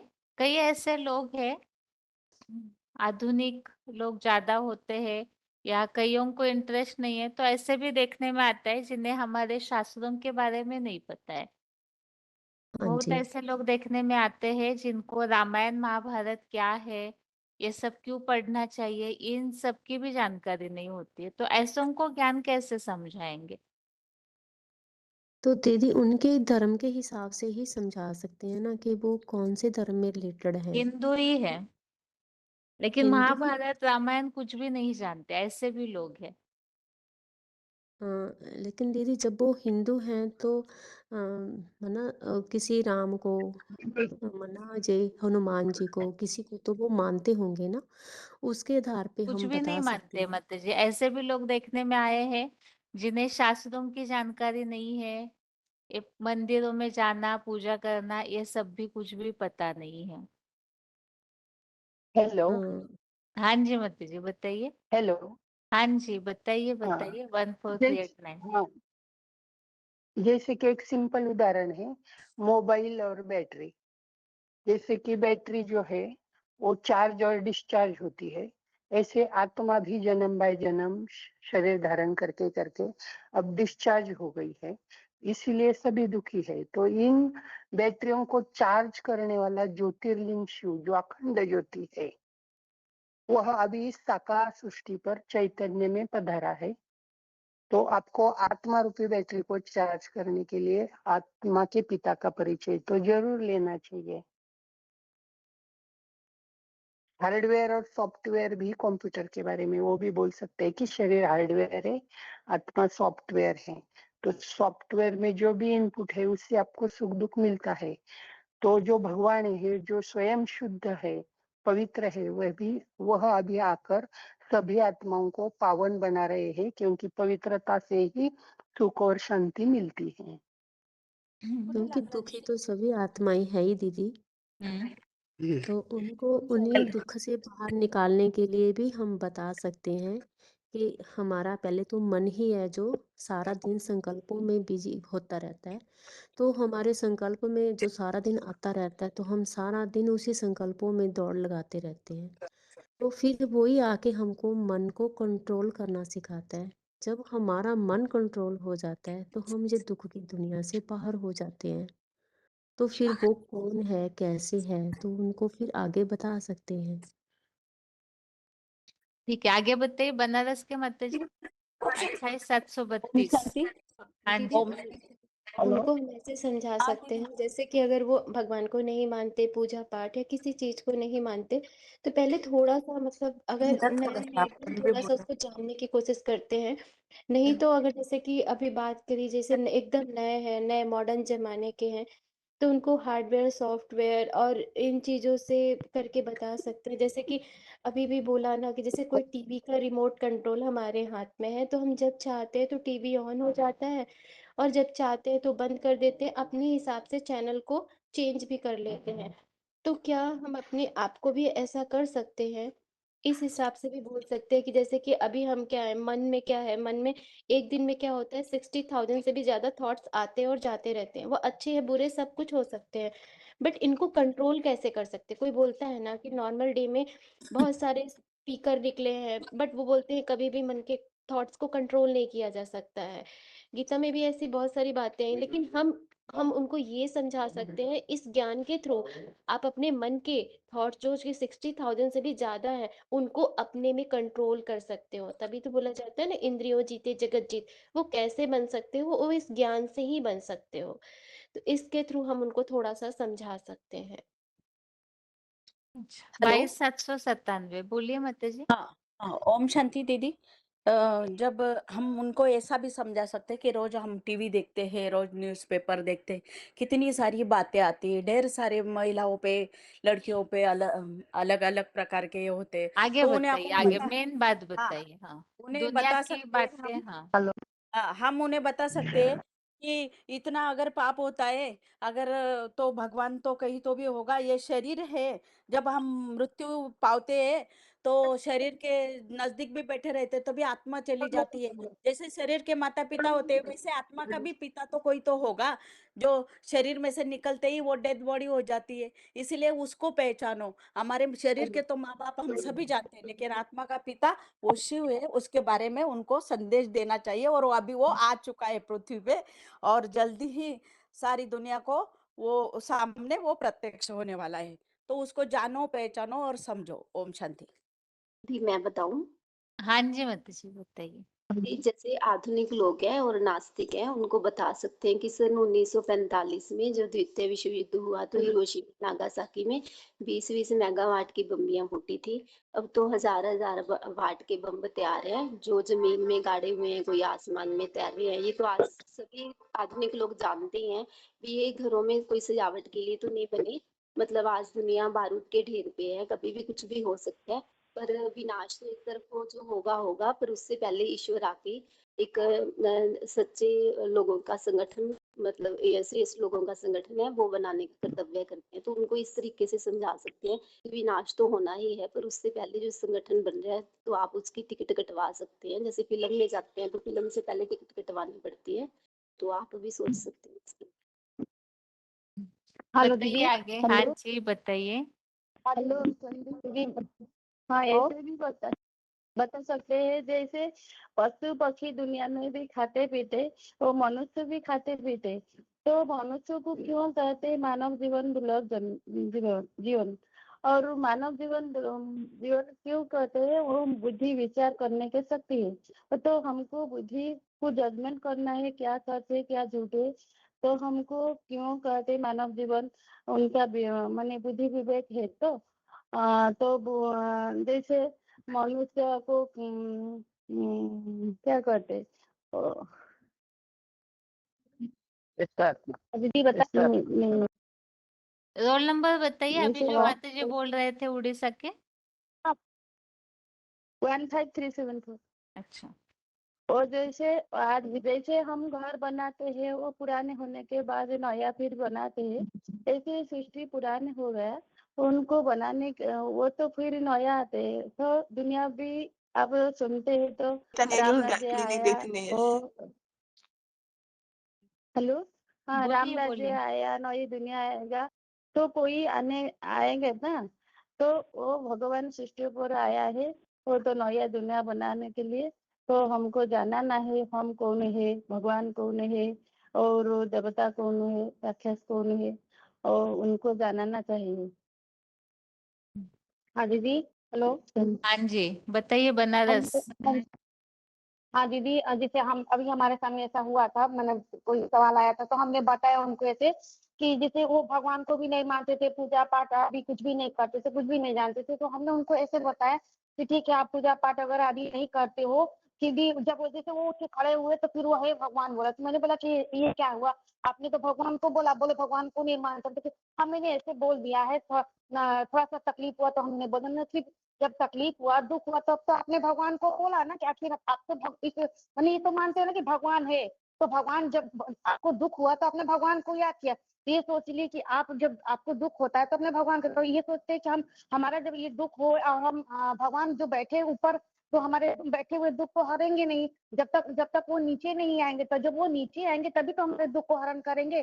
तो इस तरह से हम उनको समझाए और फिर बोले कि भगवान जब दुख होता है तभी भगवान आते हैं। मतलब गीता में ऐसा बताया है, लेकिन वो नहीं समझते। तुम्हें बोला कि दुख जब होता है तभी भगवान इस धरती पे आते हैं, दुख को हरण करते हैं।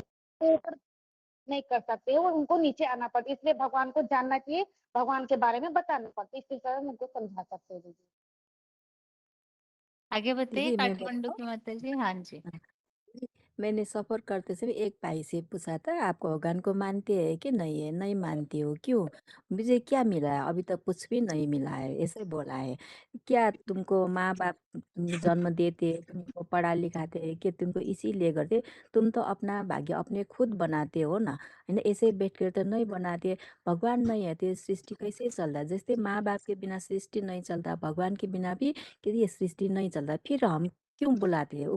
भगवान को ऊपर देखकर क्यों बुलाते हैं? फिर ऊपर वाला देख रहा है क्यों बोलते हैं? ऐसे ऐसे ऐसे करके समझाई थी। वो फिर मान गए थे दीदी। भगवान अब है कि नहीं है तो बोला तो है, दीदी बोल रही थी। आगे बताइए। हाँ ओम शांति। अब जैसे उनको ऐसे बता सकते हैं, जैसे कोई भगवान को भी नहीं मानते, कुछ भी नहीं जानते, मतलब शास्त्रों को जानते ही नहीं, कुछ नहीं जानते, तो उनको ऐसे पूछ सकते हैं। जैसे दुख अशांति तो अभी सबके जीवन में है, तो उनसे ऐसे पूछ सकते हैं कि जो आपको, क्या आप अपने पूरे जीवन में सुखी हैं? नहीं जानते किसी चीज को तो क्या मतलब पूर्णतया सुखी है? दुख तो बताएंगे ना, दुख है अशांति किस बात का है। तो दुख तो सबके जीवन में है, तो इसका कारण क्या है? हम दुखी और अशांत क्यों हैं? तो हम इस दुख से मुक्त हो सकते हैं क्या? दुखी परेशान है तो हम किसको मेन याद मेन करते हैं? बात बताइए माता जी। दुख दुख सभी ने बोल दिया, मेन टॉपिक बताइए, क्या बताएंगे आप? मेन उनको यही बताएंगे कि इस दुख और अशांति से छुड़ाने के लिए हमें परम पिता परमात्मा आया हुआ है। परमात्मा आया हुआ है जो इस दुख की दुनिया को सुख की दुनिया में बदल रहा है, परिवर्तन कर रहा है। तो हमें उस अपने दुखों से मुक्त होने के लिए उनको जानना चाहिए, समझना चाहिए और अपने मतलब सुख शांति का वर्षा उनसे अधिकार लेना चाहिए। ऐसे उनको समझाएंगे, लेने का ही समय है ये, इस तरह से उनको समझाएंगे। आगे बताइए, छोटे फोन से किनका अनम्यूट है बताइए। हेलो हाँ जी। हेलो हेलो हेलो हेलो तो सुन लिया, बताइए उत्तर बताना शुरू 2 कीजिए। 3 2 1 4 जी भुवनेश्वर आज। हाँ मैंने एक देखा हुआ आज सुबह सुबह, वो बोल रहा है कि मुझे बहुत दुख और शांति है, मैं तो माता जी इतना मेन बात भक्ति करती बताइए, हूँ मेन दुख सभी का सुन लिया, मेन बात बताइए, आप क्या समझाएंगे। हाँ समझने लगना। भगवान तो कलयुग के अंत होने वाला है, भगवान आ चुका है। आप आकर के आत्मा का बारे में जानिए, भगवान आत्मा के बारे में हम इतना संस्कार करते थे, लेकिन भगवान आकर के आत्मा के बारे में हमको पाठ कराते। आप आओ यहाँ आकर के भगवान का ज्ञान सुनो, ज्ञान सुनकर आपको जीवन का जीवन और आपका परिवार का सुख शांति का करना है। ठीक है माता जी बताइए, 2 फोन अनम्यूट है माता जी, बॉम्बे की माता है। हेलो हाँ हाँ दीदी, हाँ ठीक है माता जी, आप बताइए पहले। जी दीदी, ये आधुनिक वाला तो मैं सोच ही रही हूँ, भक्ति वाला बता दूं 2 लाइन। हाँ जी हाँ बताइए। भक्ति में ही खुश है तो ज्ञान क्यों सुनाना है। हम बोलेंगे कि भक्ति से खुशी मिल रही है, ये तो अच्छी बात है, परंतु जीवन में परिवर्तन तो ज्ञान से ही आता है। भक्ति में तो परिस्थितियों में कितना बेहाल होते हुए ही देखा जाता है, परंतु ज्ञान की कटारी से ही उन परिस्थितियों को काटा जाता है। फिर उदाहरण दे सकते हैं कि जैसे गीता में भी असमंजस में ही था, अर्जुन को दिखाया कि युद्ध करना है कि नहीं करना है, पर ज्ञान के आधार पर ही भगवान उस असमंजस में से अर्जुन को निकालते हैं। और दीदी, जो मैंने एक प्रश्न रखा था ना कि वेदों को पढ़ते हैं लोग और फिर वो पूछते हैं या बताते हैं बहुत लंबा लंबा, हाँ तो जी हाँ। उसमें क्या, तो मैंने बाबा का एक सिलेक्टेड पॉइंट सुना 3599 कि, और टॉपिक है किसी भी प्रकार के वाद विवाद से बचने के लिए। तो बाबा ने तो उसमें यही बताया कि उन्हें चलता करो, वो अपना सुनाएंगे, तुम्हें किसी का भी नहीं सुनना है। वही बाबा ने ये बोला है ना कि शास्त्रों पर डिबेट हमें नहीं करनी है। जैसे बहुत सारी ऐसी लंबी बातें बताते हैं, तो शास्त्र पढ़ के तो लोग नीचे आए ना, दुनिया तो नीचे गिरती गई, तो उन शास्त्रों पर डिबेट करने से कोई फायदा नहीं है। मेन तो हाँ है तो मन की दीदी, ये तो एकाग्रता आसान हो होने गया से। ना, हाँ जी। तो कोई बहुत लंबा लंबा सुनाने लग जाए, उन्होंने जो कुछ पढ़ा है तो हमें जवाब नहीं देना तो है, हमें वो तो निकलना है वहां शास्त्रों की से। अथॉरिटी है, तो उन्हें उसका अहंकार रहता है ना, इसलिए वो हम्म अपनी बात को सिद्ध करने के लिए बातें बोलेंगे, लेकिन उससे मूल तक तो नहीं पहुंचेंगे ना, इसीलिए छोड़ना ही ठीक है। माता जी अच्छा आप ठीक है बताइए, दीदी। हाँ 8937। हाँ दीदी, पहले भक्ति के लिए बता देती हूँ 1-2 लाइन। जैसे उनको पूछा जा सकता है कि आप भक्ति क्यों कर रहे हैं, तो बताएंगे ना कि कुछ ना कुछ उनको प्राप्ति करनी है। तो यही बता सकते हैं कि भक्ति का फल भगवान देने आए हैं और वो ज्ञान होता है। और शास्त्रों में भी ये बात आई है, ऋते ज्ञानान मुक्ति, माना हमारे दुख दर्दों से कोई भी समस्या है उससे मुक्ति हमको तभी मिल सकती है जब हमारी भक्ति पूरी हो, और भक्ति पूरी होने के बाद हम जब ज्ञान प्राप्त करते हैं, और ज्ञान भी कैसा, पवित्र ज्ञान, और पवित्र ज्ञान श्रीमद् भगवत गीता का है, और जो सन्मुख सुनाया जाता है उसके बाद। और बाकी ये जो अगला प्रश्न है, जो भक्ति में नहीं, भक्ति वगैरह को नहीं मानते हैं, देवी देवताओं को नहीं मानते हैं, उसके लिए बता सकते हैं कि जैसे आत्मा बीज है, मतलब हमारे जीवन में जो भी समस्याएं हैं, चाहे वो शारीरिक हैं, मानसिक हैं, जो भी समस्याएं हैं, वो सारी बीज कमजोर होने के कारण है। तो आत्मा जो है वो बीज है, उसको उसको सशक्त करना जरूरी है। माना प्रैक्टिकल में जो बीज और वृक्ष की बात कंपेयर करके बता सकते हैं, वैसे ही शरीर का वृक्ष बीज जो है वो आत्मा है। और उसके अलावा जैसे अष्ट शक्तियों की तो कमी सब जगह है, तो हम अष्ट शक्तियों को इसी आधार पर हासिल कर सकते हैं, ये बता सकते हैं। माना परक शक्ति, निर्णय शक्ति, सामान्य के जो भी अभी एक्सटिंक्ट हो गई हैं, जैसे गायब सी हो गई हैं, उन शक्तियों को प्राप्त करना है तो ज्ञान लेना चाहिए। और मनोबल, क्योंकि बाकी 3 जो बल हैं वो तो हम हासिल कर रहे हैं, बहुत मेहनत कर रहे हैं, लेकिन अगर वो तीनों बल हमारे पास है, मनोबल नहीं है, तो हमारी स्थिति खराब है। तो मनोबल है और बाकी के 3 बल नहीं है, तो मनोबल से बाकी तीनों बल भी हासिल किए जा सकते हैं। और बाकी वाइब्रेशन के लिए भी दुनिया बहुत मानती है। तो हमारा वाइब्रेशन कैसे सुधारना है, तो हमारी वृत्ति कैसे शुद्ध होगी, ये आध्यात्मिक ज्ञान लेने से। तो आध्यात्मिक ज्ञान के आधार पर, और आध्यात्मिक ज्ञान कौन दे सकता है? जो आत्माओं का पिता है, अधि आत्मा, आत्मा के अंदर का। क्योंकि जैसे कंप्यूटर चीज बनी है, आज दुनिया उसको इतना मानती है, तो कंप्यूटर बनाया किसने? मनुष्य ने बनाया। और मनुष्य की जिसको बोलते हैं कि मनुष्य का अस्तित्व क्या है? बीज रूप आत्मा। तो आत्मा का ज्ञान आत्माओं का पिता दे सकता है। इस तरीके से कनेक्ट करके बता सकते। ठीक है माता जी। ठीक है, उत्तर के लिए अगले टेस्ट में और थोड़ा सा फिर से अनम्यूट किया जाएगा, क्योंकि अभी टाइम हो गया है, वो हाथ बहुत उठे हुए। उत्तर अच्छे से सोच के रखिएगा। जो कॉमन बातें हम बताते हैं उसके अलावा कोई नई बात है, ऐसी बातें सोच के रखिए। बाकी आज के लिए गीता क्लास यहाँ ही पूरा करते हैं। ओम शांति।